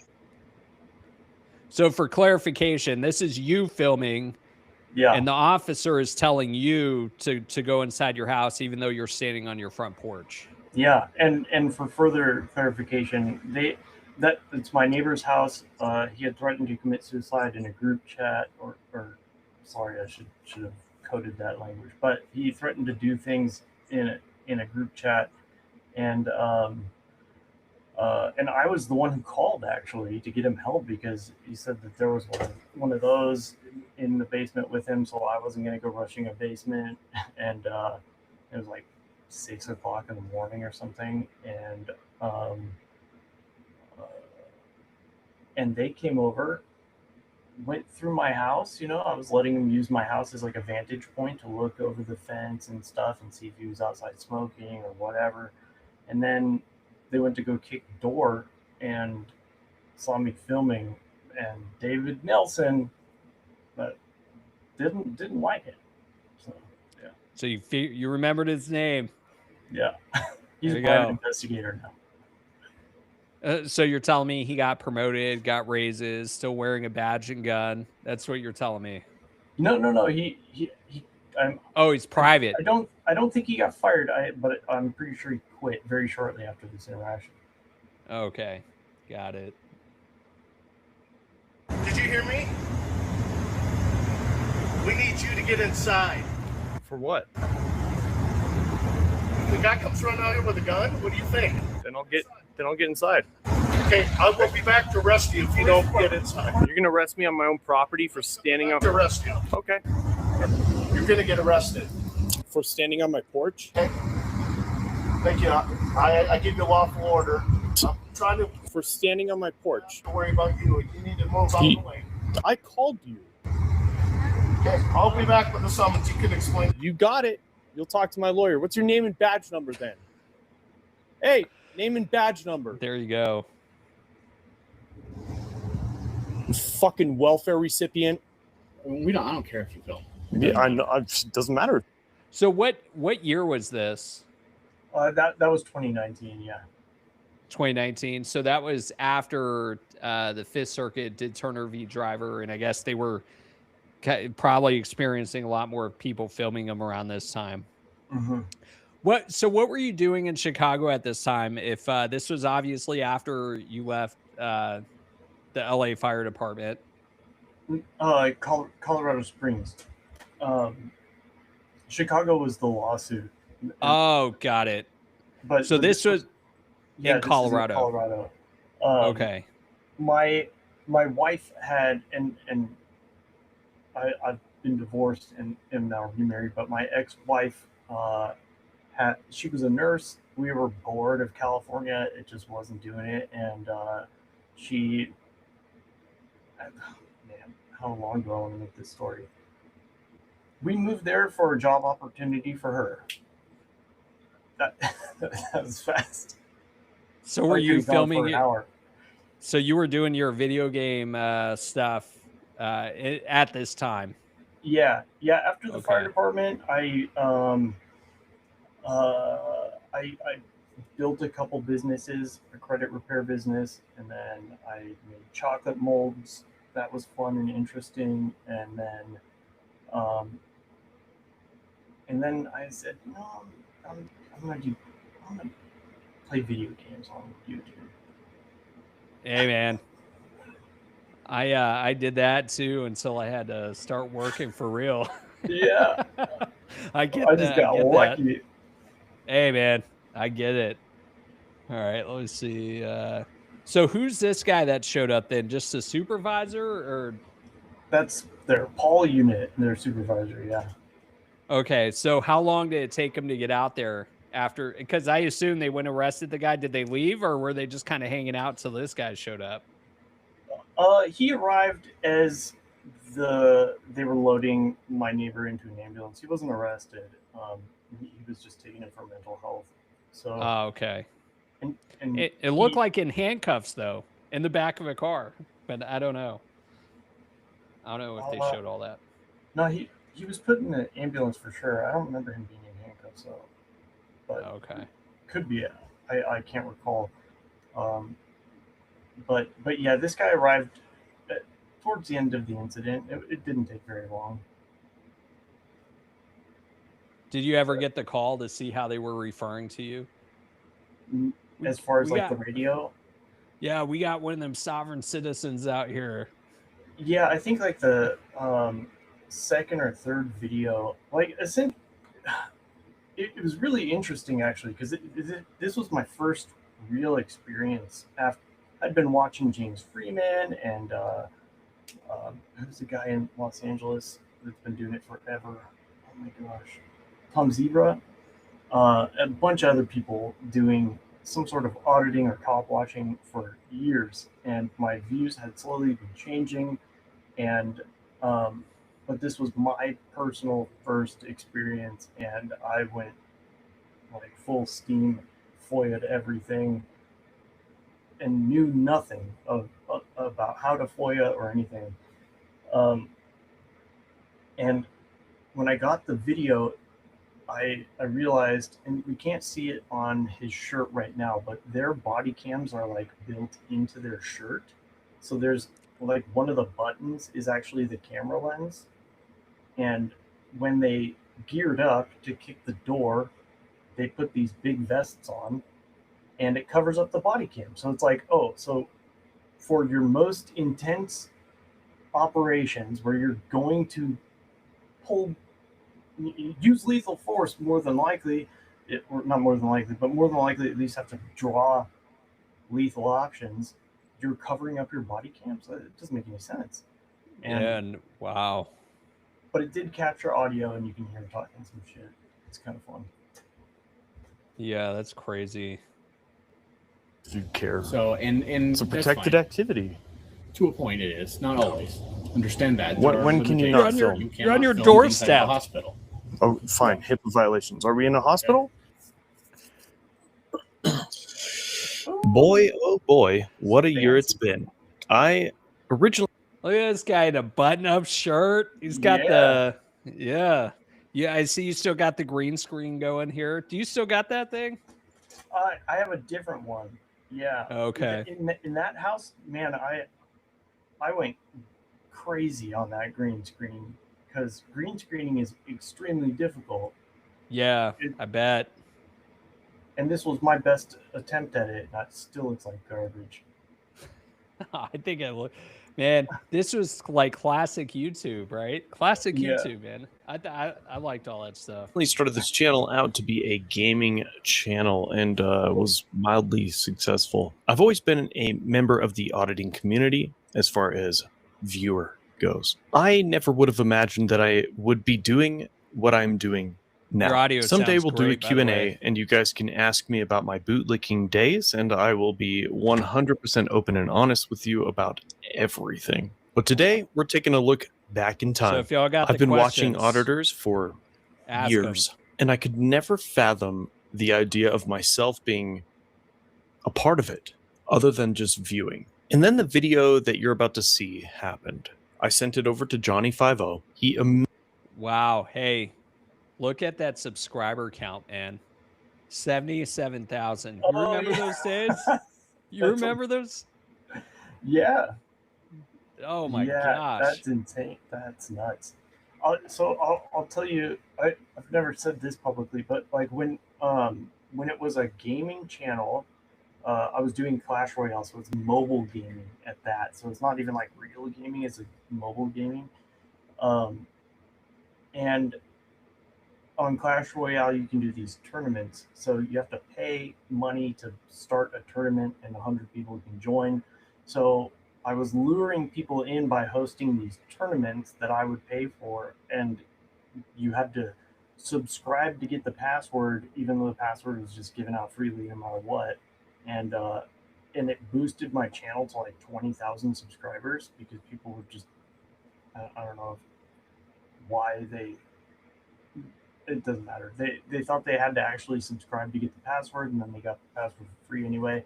And then there was actually a 2-year period where I shut down YouTube altogether, and I was working for China. And they have a live stream service called Nemo, made by Tencent, which is like the Chinese Google. And they were trying to build a platform similar to Twitch to take Twitch revenue share. And so I was streaming on that platform for a number of years. But so my first 20,000 subscribers were like people who were only there for these tournaments, so they didn't watch any of the videos or anything. It was just a number only, did nothing for the channel. It was a massive mistake on my part. Don't do that. Yeah. If you're starting a channel, it doesn't do shit for you. Yeah. I've been doing this for a little over a month. I think about like 15,000. I'm like, I guess my little experiment of doing YouTube isn't going to end right now. No, that's awesome. I think it took me 6 months to get my first 500 subscribers. But that's because you're doing something that's significant and that people are genuinely curious about, they're interested in, passionate about. Some loser playing phone video games nobody really gives a shit about. So hey man, I bet if you did something, I think there was a comment earlier that said something about a game or something about lawyers arresting cops or something, they'd probably watch you doing something like that. Yeah. So let me see. And there's something you say here eventually in the video I'm going to get to. Immediately gave me his phone number, and we talked for a long time. And I'll never forget his words because he told me it was my trial by fire. It certainly was. I never expected that anything like what happened to me would happen to me. And I don't think very many people do. But I do think that when it does happen to you, you must respond. Unfortunately for CSPD and law enforcement agencies across the country, this is my form of response. A lot of people that see this video are going to find it petty that I reacted in the way that I did. And I'm not proud of the manner in which I chose to exude myself. You're full of shit there. You are proud of it. I know you are. I know you are, man. You handled this shit the right way. The right way. So, anyway, I think it's coming up here. You say something I wanted to ask you about. Let me see. I'm certainly proud of the changes I've created, the friends that I've made, and the communities I've helped to grow. You're about to watch a 4-part series. You're going to watch an unfortunate incident turn into something horrific. But in the end, you will see bad officers being reprimanded by their departments, policy changes, and the power of investigative journalism. Please remember, this is a 4-part video. It's a lot of time to invest, and I understand that. So I am releasing them a few days after each other. Okay, so anyone that wants to see that, if you haven't already, you go to Lackluster's channel. I know we've been putting the link. I appreciate my mods for staying on top of that. Definitely appreciate that. But the playlist is called How Lackluster Started. So be sure to check that out. But you say something, and where I think you have a lot of what you do this right. I'm getting a lot of feedback again. Sounds kind of like an AC unit almost. But what's interesting, what you do, what I think you do really well is you don't just show the incident, right? You give the end result, right? You're like, hey, there were reprimands, there were changes. And I think that's what really takes it over the edge, in my opinion, right? It's like anybody could show a negative incident. I think the follow through is what's important. Okay, this incident happened. What next? Here, let me see. I don't know how to actually get the link, but here's what I'll do. I'll share the link to the video in chat, and you could just go from there. So, but let me ask you. So you did this series. I'm not going to spoil the ending for anybody, but let me ask you this. Is there anything now that it's a couple of years removed, you've been doing, posting these videos, sharing these stories, sharing updates. Is there anything where if you were to go back in time and retell this story or do things, is there anything that you would, I guess, talk about now that you didn't really think of back then when you were doing this?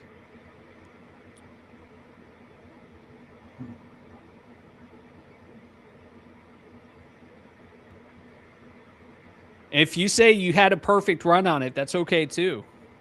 Yeah. I just figure I give you an opportunity. You're like, I'm going to do this 4-part series, tell you about all of it.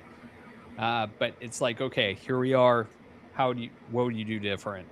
What? Or say about it that you didn't say back then? I think I would have been a lot more careful in the beginning. As I said earlier, I'm not formally educated. I know I've been wrong on things in certain videos. I think I've corrected them, but I think I would have probably slow rolled it a little bit and been less analytical on specific videos and would have maybe stuck to just presenting, hey, this is what happened, then this happened, rather than try to really get into the root. That it's interesting you say that, because part of what I wanted to do right with my channel and the things I talk about is attack it from more of the analytical side, because I'm a analytical thinker. I just wonder how much of that people really give a shit about, honestly, right? Like, it's like, hey, this is why this particular instance going to get, why this cop's going to get qualified immunity. You know what I mean? Yeah. Because it's like, it doesn't matter what you or I think about qualified immunity. It's the world we live in right now. And this is the rules of the road, if you will. And this is why, and if you want to get around qualified immunity, this is what you have to do. Yeah. So no, I think that would be a massive benefit. I think. I hope that the audience likes it, because I want more of it.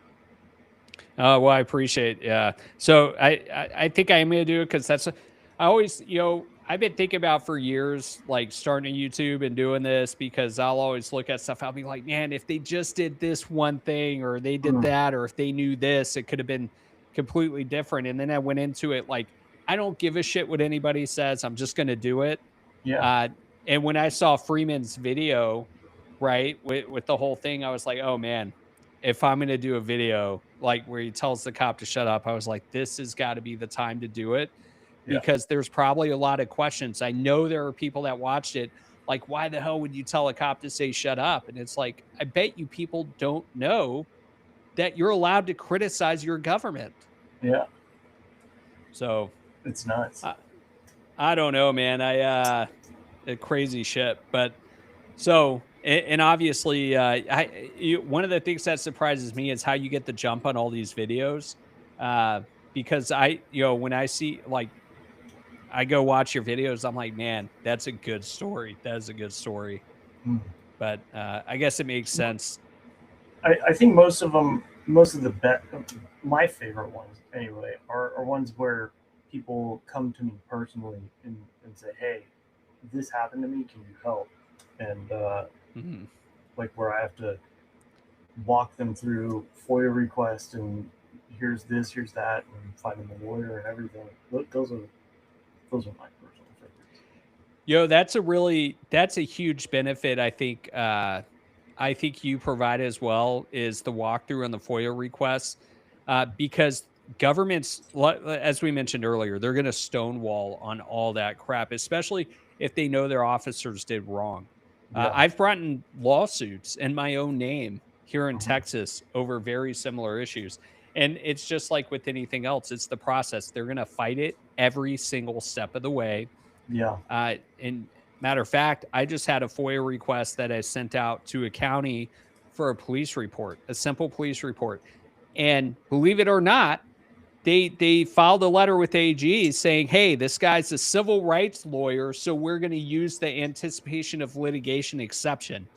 And I'm like, it's not supposed to matter who I am. Yeah. Right.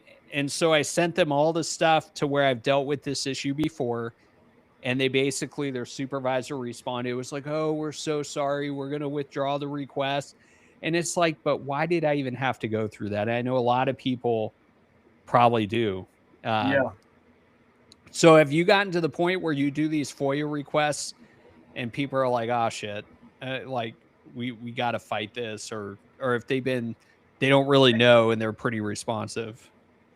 I don't know. I know there's a couple, there have been a couple situations where I can tell that they're just stonewalling because they don't want it to go public. But there's a guy in your chat, actually. Where's he at? Shields of Shame is his channel. And he's one of the guys who came to me and said, hey, this happened to me and my son. And I did a story on it. And I don't remember if I taught or showed him how to do a FOIA request, or if he already had the video. I can't recall. But he became a monster after that video. And he's my guy that I go to when I can't figure out FOIA stuff. This dude is a beast. Yeah. That guy. Good deal. And, man. But yeah, I do get a lot of pushback. I've found going to the Attorney General myself and filing complaints is, useful. So that's a lot of stuff. A lot of these, a lot of the work in the background, a lot of people probably don't see when you're putting together all these stories. So, no, good deal. And then, so I'm going to move on here to question 6. Have you ever had a positive interaction with police off camera? And I don't know, I don't understand this compound question. And has your work changed how officers treat you personally? So I guess that's a better question, is your interaction with officers since doing all of this, have they recognized you? Has it changed the way you feel, like the way they interact with you at all? I don't. I to this day, I do not believe I've been recognized in public unless it was done without unless somebody was like, yeah, it's fine, or something. But I don't think I put my face in it enough to be recognized. I don't think it's affected anything yet. Yeah, no, well, that's because you don't show your face in videos. Yeah, it might be one of the untold benefits. Yeah. Well, and because I do know a lot of times, and you know, you're not out there doing it. Obviously, video we saw that kind of walked into you in a way. But my clients that do film, police know them because, you know, locally, whatever region they're in, right? They're gonna know exactly who they are. They're gonna have briefings on them. They're gonna have training on them. They're gonna have intel on them, right? Yeah. Like these police departments, if you all don't know, they have these joint department type centers where they gather information on people that they view as a nuisance, and they're going to have information on people like James Freeman or you know, like Long Island audits, right? People who run in those circles, and they're going to be like, oh, they're going to know exactly who to look for. And so I guess it's kind of worked out that you know, you've kind of avoided that. Yeah. I'm sure Colorado Springs has information. Yeah, I bet they do out here too. I don't know. I buy a lot of suppressors, so my sheriff knows I exist, but I don't know if he knows like what I do or anything. They just sign the stuff and drive on, right? Yeah, it's possible. So let me see. And then what's your take on interesting. It's interesting seeing how Grok views this space, right? Because again, for the audience, I didn't come up with these questions. I made Grok think that it was a lackluster viewer, and these are 10 questions that it came up with. And so, question 7 is: what's your take on First Amendment auditors who are more confrontational? Do they help or hurt the broader accountability movement? Yeah, I think same answer from question 1, as far as their training being sterile and needing to be exposed to a wide variety of interactions, personality types, you know, volatile situations, up to everything except violence. I think it's all for the best.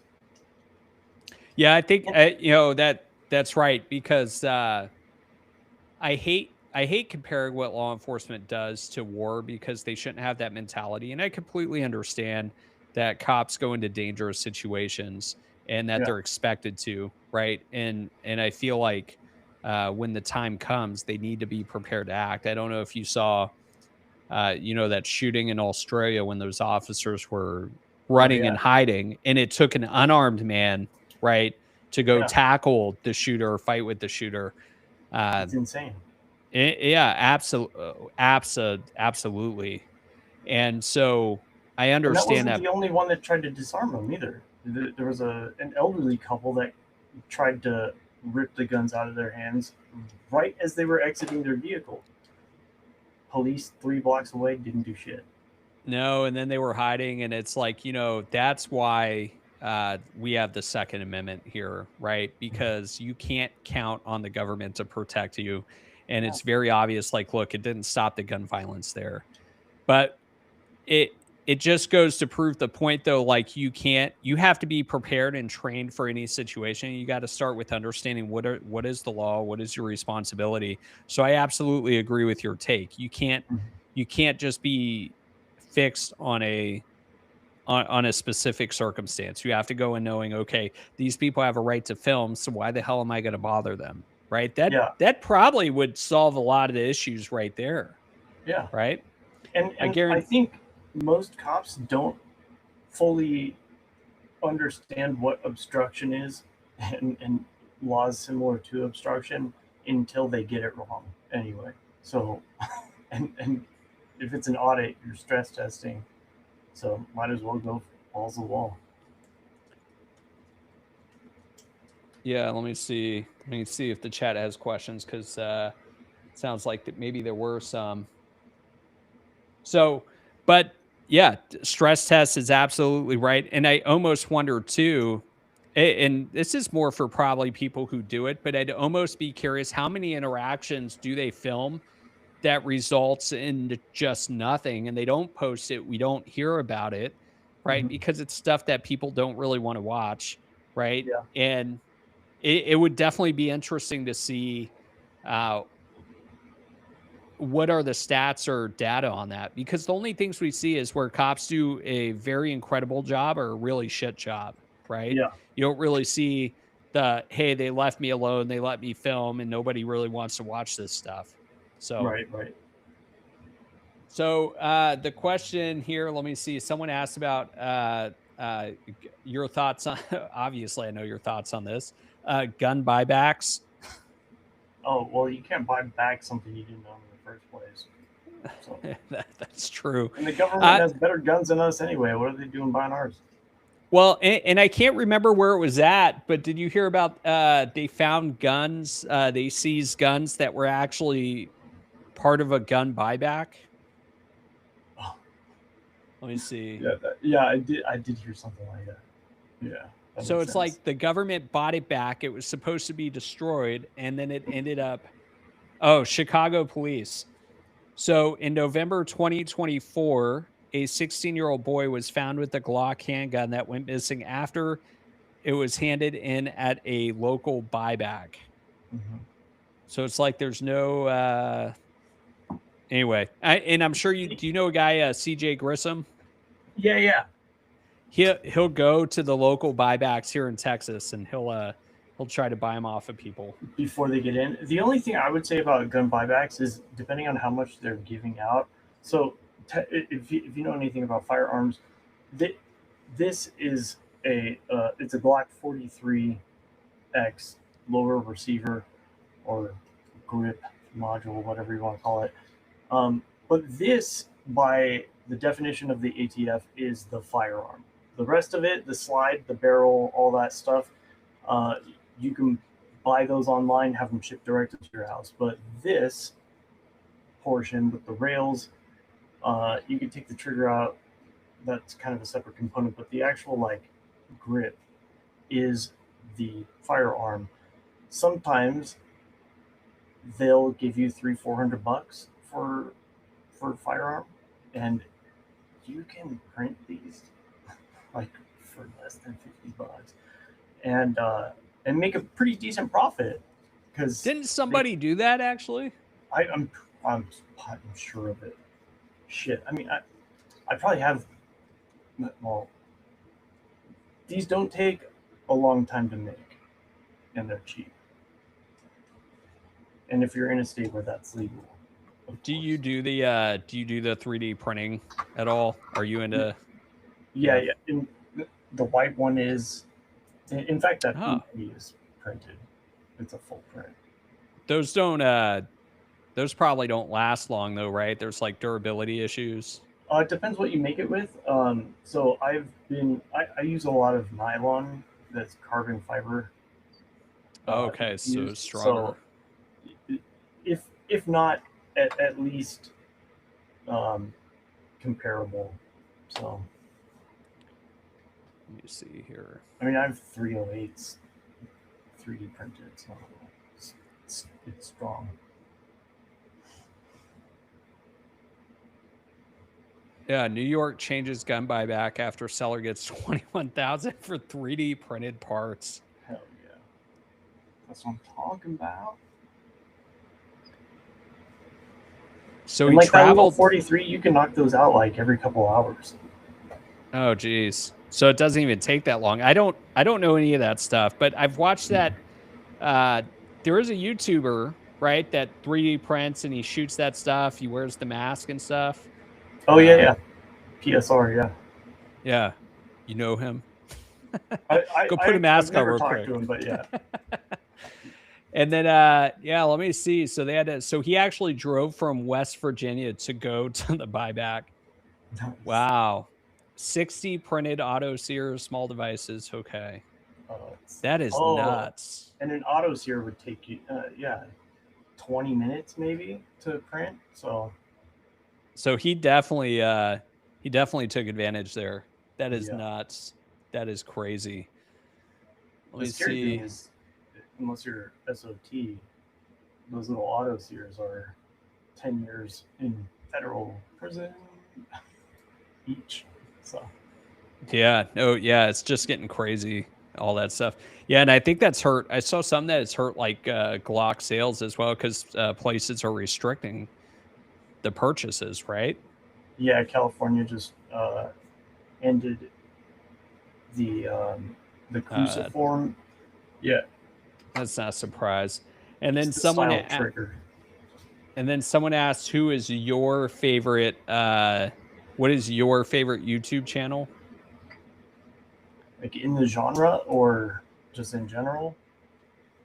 Yeah, I don't think they specified. Well, James Freeman,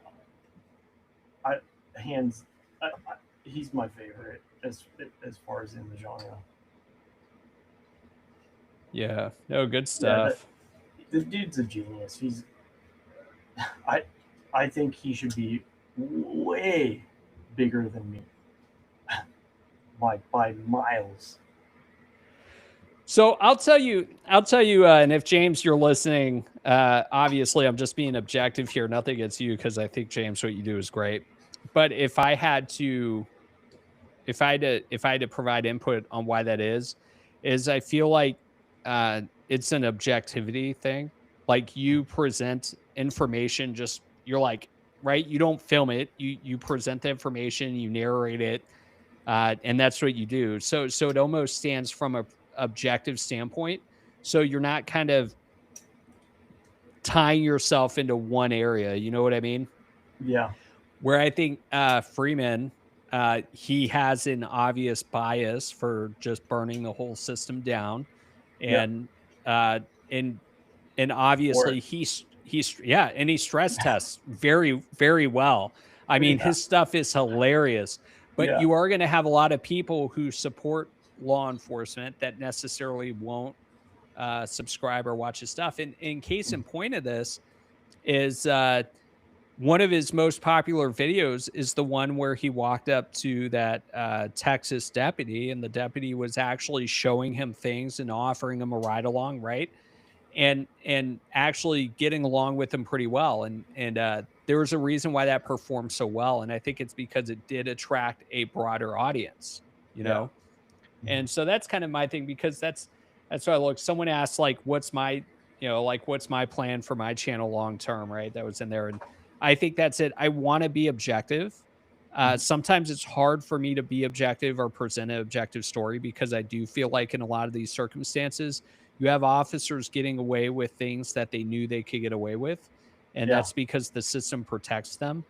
But I also recognize that I do believe that there are good officers. I do believe that a lot of it is leadership failure. And really, at the end of the day, I want to be able to educate people, right? And say, look, these are your rights. This is, if you are in a situation, this is how you get around qualified immunity. And that's ultimately what I'm hoping. That's what I'm hoping to accomplish. Let me see. Yeah. I think. All right. So if there's any other questions, You know, I do know there's other questions in here now. Now, just so you all know, I'm not going to talk about any ongoing legal matters at all. So none of those questions. But if you all have any other questions, let me know. Yeah, that'll get talked about someday. Yeah, someday, and that's with any of my stuff, unless yeah, all of these legal matters will be talked about someday. So Yes. sure. All right. And then so question 8, with body cams now common, why do you think rights violations and bad cop behavior are still so frequent?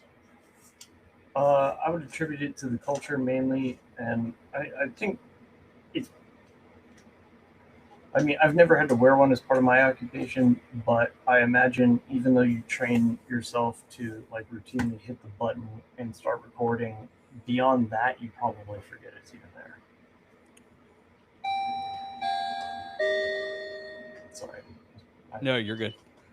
The sensors on it, probably. No, you're good. So there's I think there's a lot of technology. I don't know if you've seen, like, there's this drone company that's coming out with these swarm drones, basically. Good question. I don't know who it's called. Maybe, but they're going to be. Let's see. It'll like patrol your property, but it's going to be like autonomous. So the ACLU, I don't know if this is related or not, but maybe I'll, I don't know if you're aware of this.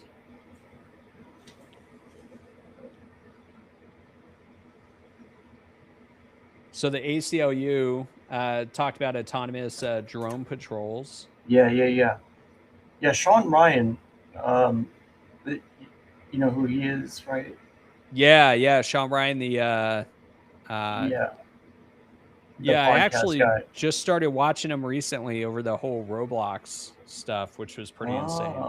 So if you go back on his channel, maybe 2-3 weeks, he had the company Sky. I think it's Sky. Oh yeah, I did. Yeah, that's exactly what I was. Yep, that's where I heard it. That's where I heard it. Where he was talking about how these things can be deployed with police from moving vehicles, even. Yeah. Well, that one's not released yet, but they're working on it. That's crazy. Yeah. Is it that it's so? And the things are so big and bulky, but now they're going to be able to get all these different things. And then, of course, it doesn't talk about, maybe it does, but then it just brings back the question of the concerns with AI, right? The whole issue with how much of this stuff can be manipulated. And then if they're going to be collecting all of this data, what are the controls going to be? How restrictive are they going to be on it?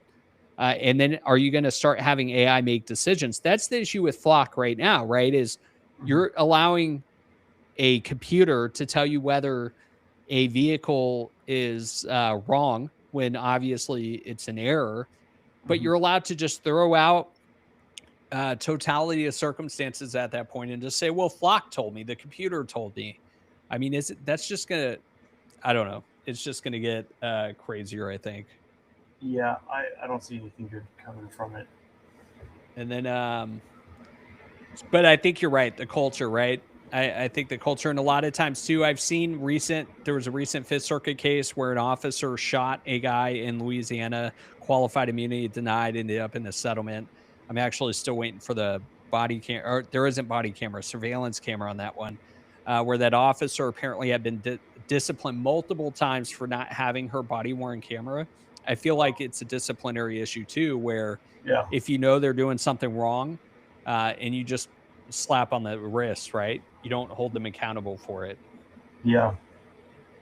Let me see. And then, all right. Question 9. How has running the channel full time changed your life, and what's the biggest challenge you have faced? Well, when I first started, YouTube was a completely different beast 6 years ago. I would have to blur people getting handcuffed or risk demonetization. I swear, if I showed them, even if it was like imagine Jeff Gray getting arrested. He would be the nicest guy ever and put his hands behind his back, and the cop would do it. Put the handcuffs on. That would get demonetized back in 2019 for like super violence or whatever. And you couldn't put handcuffs, you couldn't put tased or any of these other words in the titles. Now you're seeing F***CK in like everybody's like thumbnails and stuff. Totally different beast. Today, you kind of have you have dang near free reign to just go wild and go crazy, which is nice. I totally forgot the question. Why am I talking about this? We were talking about the how is running the channel full-time changed your life, and what's the biggest challenge that you've faced. Got it. And that's okay. You were like monetization issues. You had to go through this effort of blurring. Yeah. And then you were like, yeah. So like now I because of all those issues, I would have to spend a lot more time producing a video, getting it dressed right, getting it out, and now I don't have to spend as much time, which is nice. And also the growing pains in the early days was very difficult, and for 2-3 years, I don't have an exact time frame, but I was working 7 days a week on the channel, and full days, and I'm husband and a father, so my family suffered. And I realized actually at some point that it had become some sort of escapism for myself. It was a way for me to be able to retreat reality and to pull into my office where all the things that I like are in, and I don't have to talk to anybody about things that I'm not interested in or that make me uncomfortable. So that was really difficult for me. I actually hired a parenting coach. It's almost like a men's coach or something, or an alpha coach, or I don't know. But this guy basically helped me to get into the role of parenting more. And since then, I've been no longer work 7 days a week. I don't even work 6 days a week anymore, which is super nice. But that was probably one of my biggest challenges. So this is what you still do full time though, is yeah. And then so the risk, obviously the risk of burnout is very real. I can sense that already just doing this short time, but doing the law firm, family, all that stuff, completely get that. And that's why, of course, I absolutely appreciate you taking the time to speak with me as well, because I know it's time out of your day too, time away from your family. So be sure to send my thanks to them as well for that. And so so when you were, so how do you do, like, kind of help me out with this. How do you deal with like the burnout phases? Because I'm sure I haven't even approached when you're telling me 7 days a week, that's that's insane. How do you deal with that? Well, in the beginning I didn't have to, because because there was just a natural passion for it, and I looked forward to it so much that even going to bed, I remember times like going to sleep like, oh, tomorrow I get to work on that video, oh, it's gonna be good, like, and so I wanted to be in there 7 days a week. And I think that actually was the problem, was the avoidance of the rest of reality. So but now I'm certainly understanding burnout and everything now, but I think just not holding, well, I work for myself with nobody else. I don't have anybody else touch any of the projects.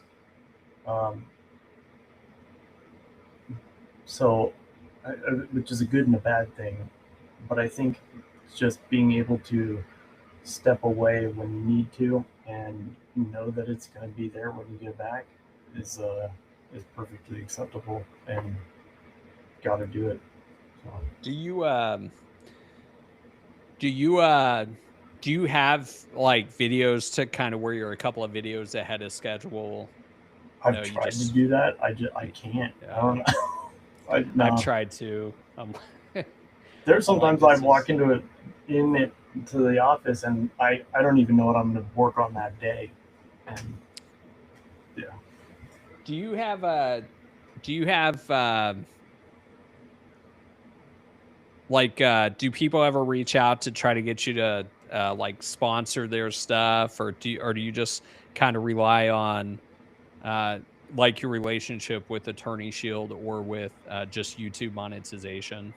Well, I haven't taken a dime from Attorney Shield and won't unless it sells. So I've not made a single penny from Attorney Shield. I guess I'm glad that came out because I just assumed. Good deal. So that's just a pure partnership just for to help people out. No, good deal. I own shares in the company, so I stand to gain if it is a success. Right, but you're just. I don't want money from it if it fails. You want to keep it. You want to help build it up to actually help it grow into something. No, that makes sense.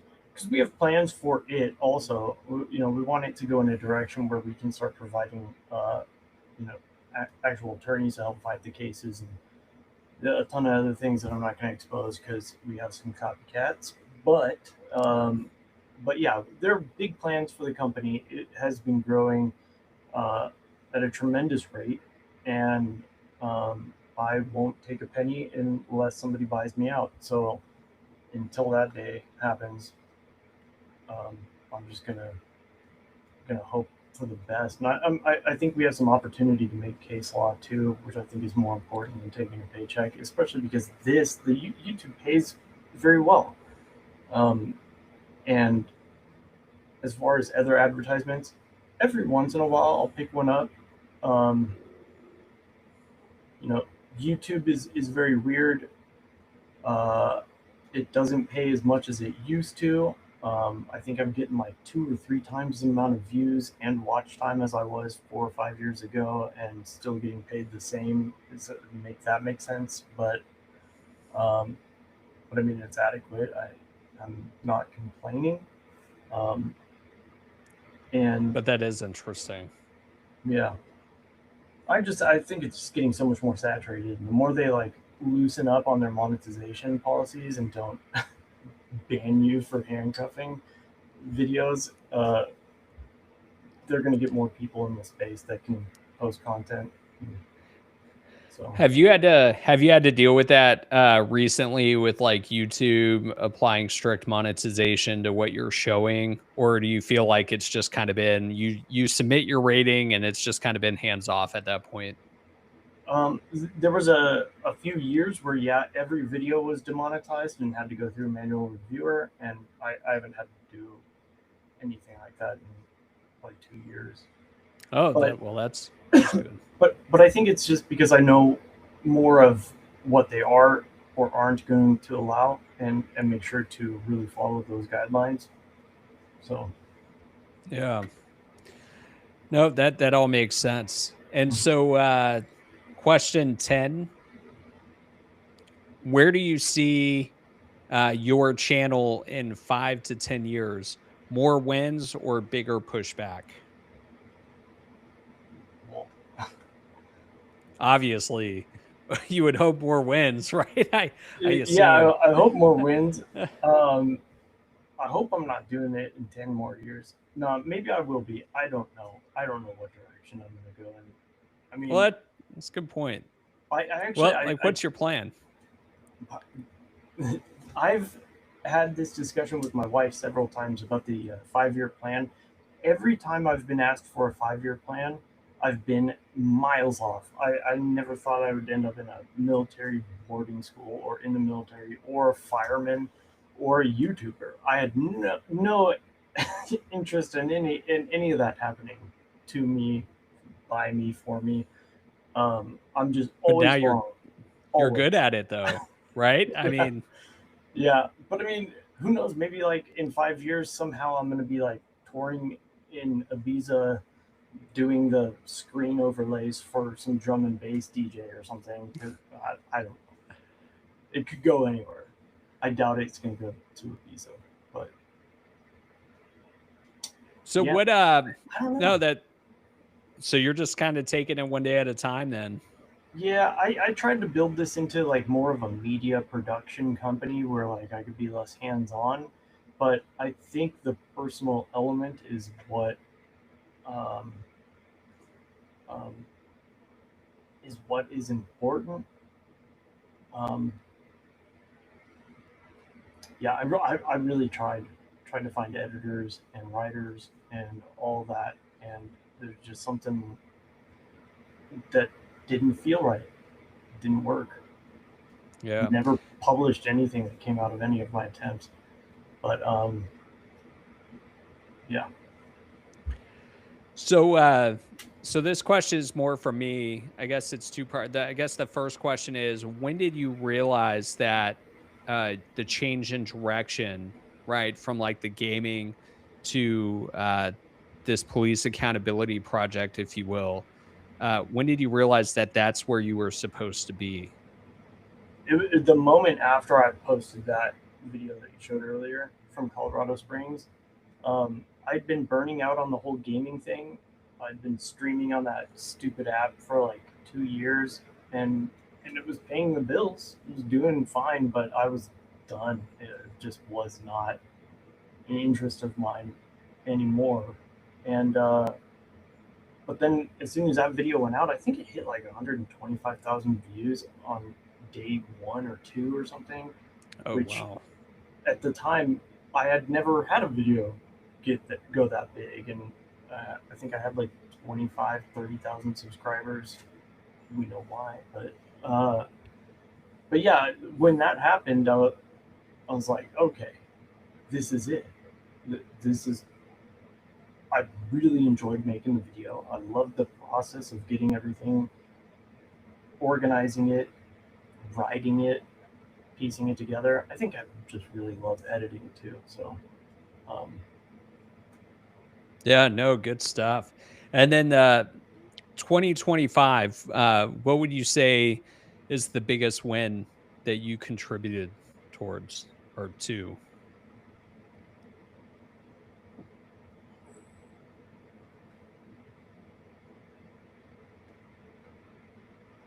I don't know. Well, I didn't watch your video yet. You just posted three big updates. Were any of them success stories? Yeah, so 2 of them were case dismissed, and 1 of them was suspension of an officer for 7 days, which actually is really impressive. That's Centerton, Arkansas. Never saw it coming from those guys, but they're the first video I ever did for Centerton. They fired that cop like within like 2 or 3 weeks, and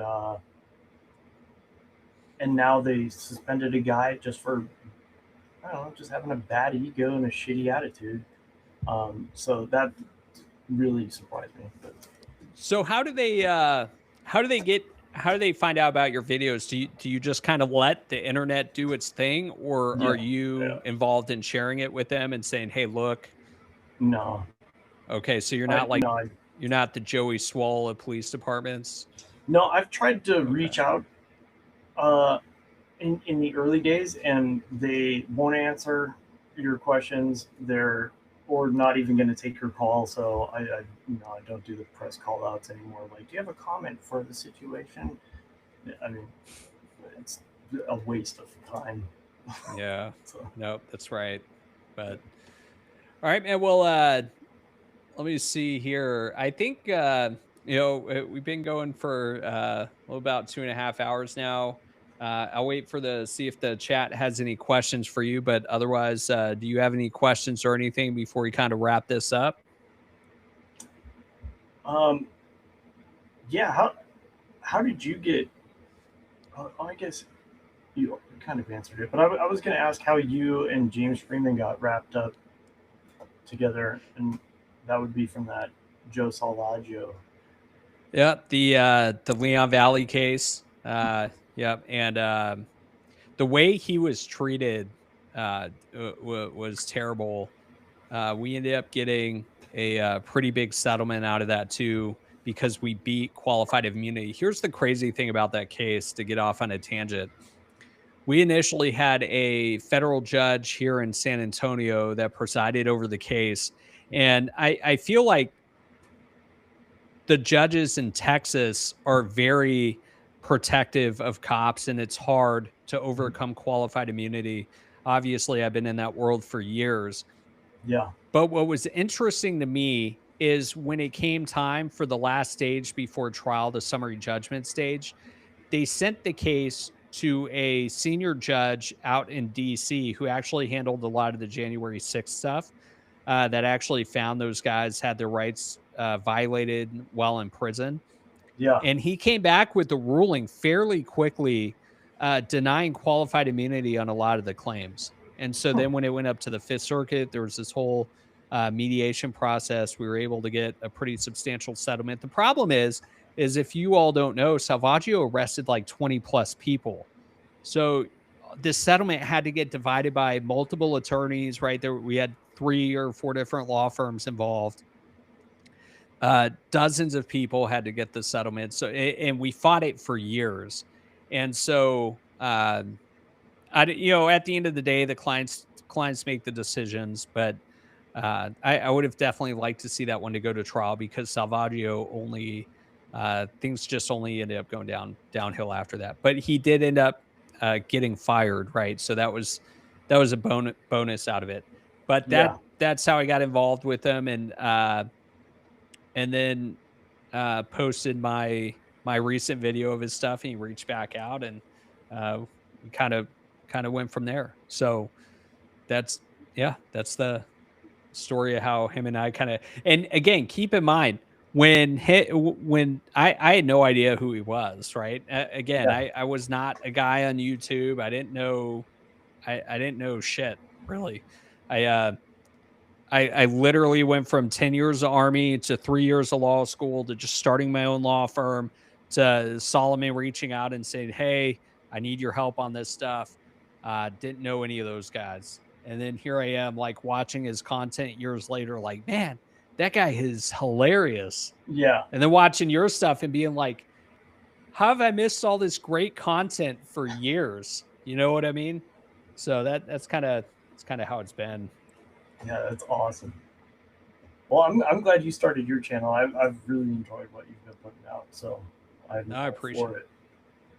Yeah, it's guys like you where I'm just like, yeah, I can do this. I see the changes. Like, that's why I said the follow through is so important, because when I can see the outcome and the results of what you and others do and accomplish, I think that's so critical and so important. And so I'm like, how do I throw in my piece to not only show kind of the end result on some of this stuff, but also the education for when you find yourself in that situation to where you set it up to get the right end result. You know what I mean? I think that's kind of what I'm looking at. Let me see. Someone asked, have police departments threatened you? I think we kind of covered that. I don't think they haven't threatened me. I don't. Not directly, no. There's a recent video where a police department was calling a bunch of people who had called them after one of my videos and asking where they could find my group chat where I was directing everybody to call the department. Like, it doesn't exist. So man, that's insane. So also, guys, just so you know, I know in the past live streams, I had the monetization on. I didn't have it on this time because I really wanted this to be more for subscribers and viewers to kind of interact. And frankly, it just the live stream's just more of a way for me to get away from the editing stuff as well.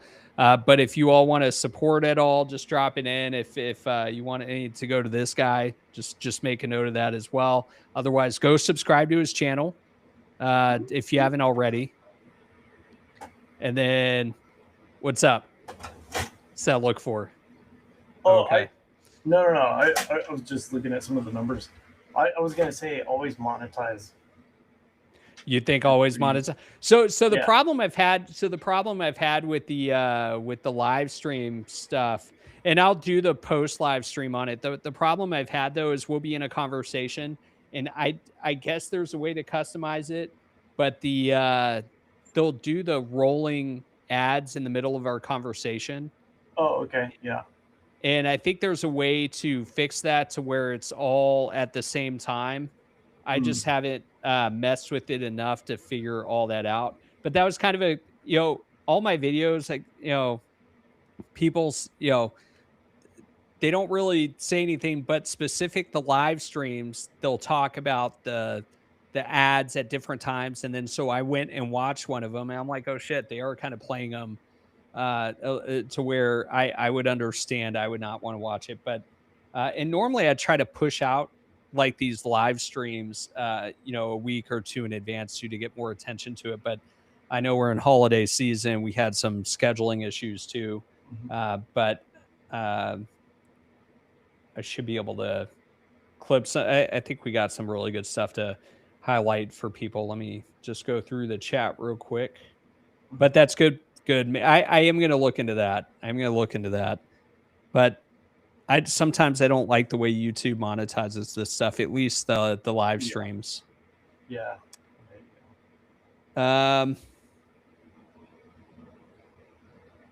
Okay. So make sure you subscribe. I think I've already talked about that. Appreciate you all tuning in.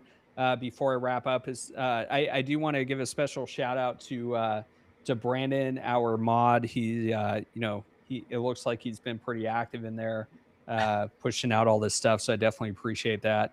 And then, is there anything else you wanted to talk about or bring up or anything before we wrap up here?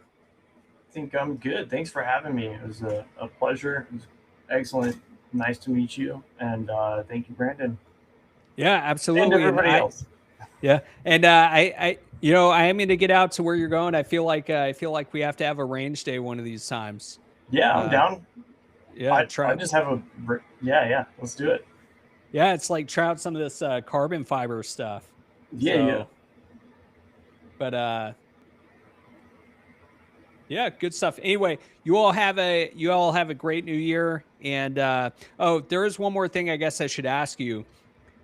I am going to have a law enforcement officer on at some point in the future, just because I feel like we do want to be objective about this. What question would you have for them?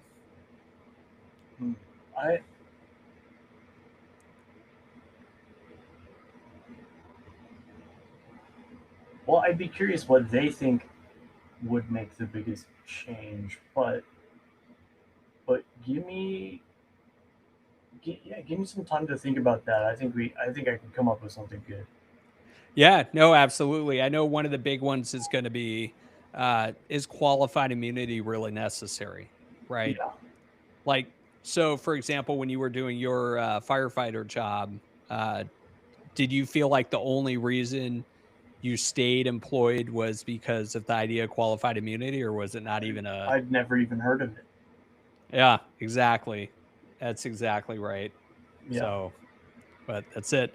All right, guys, you all have a good one. And I'll catch you next time.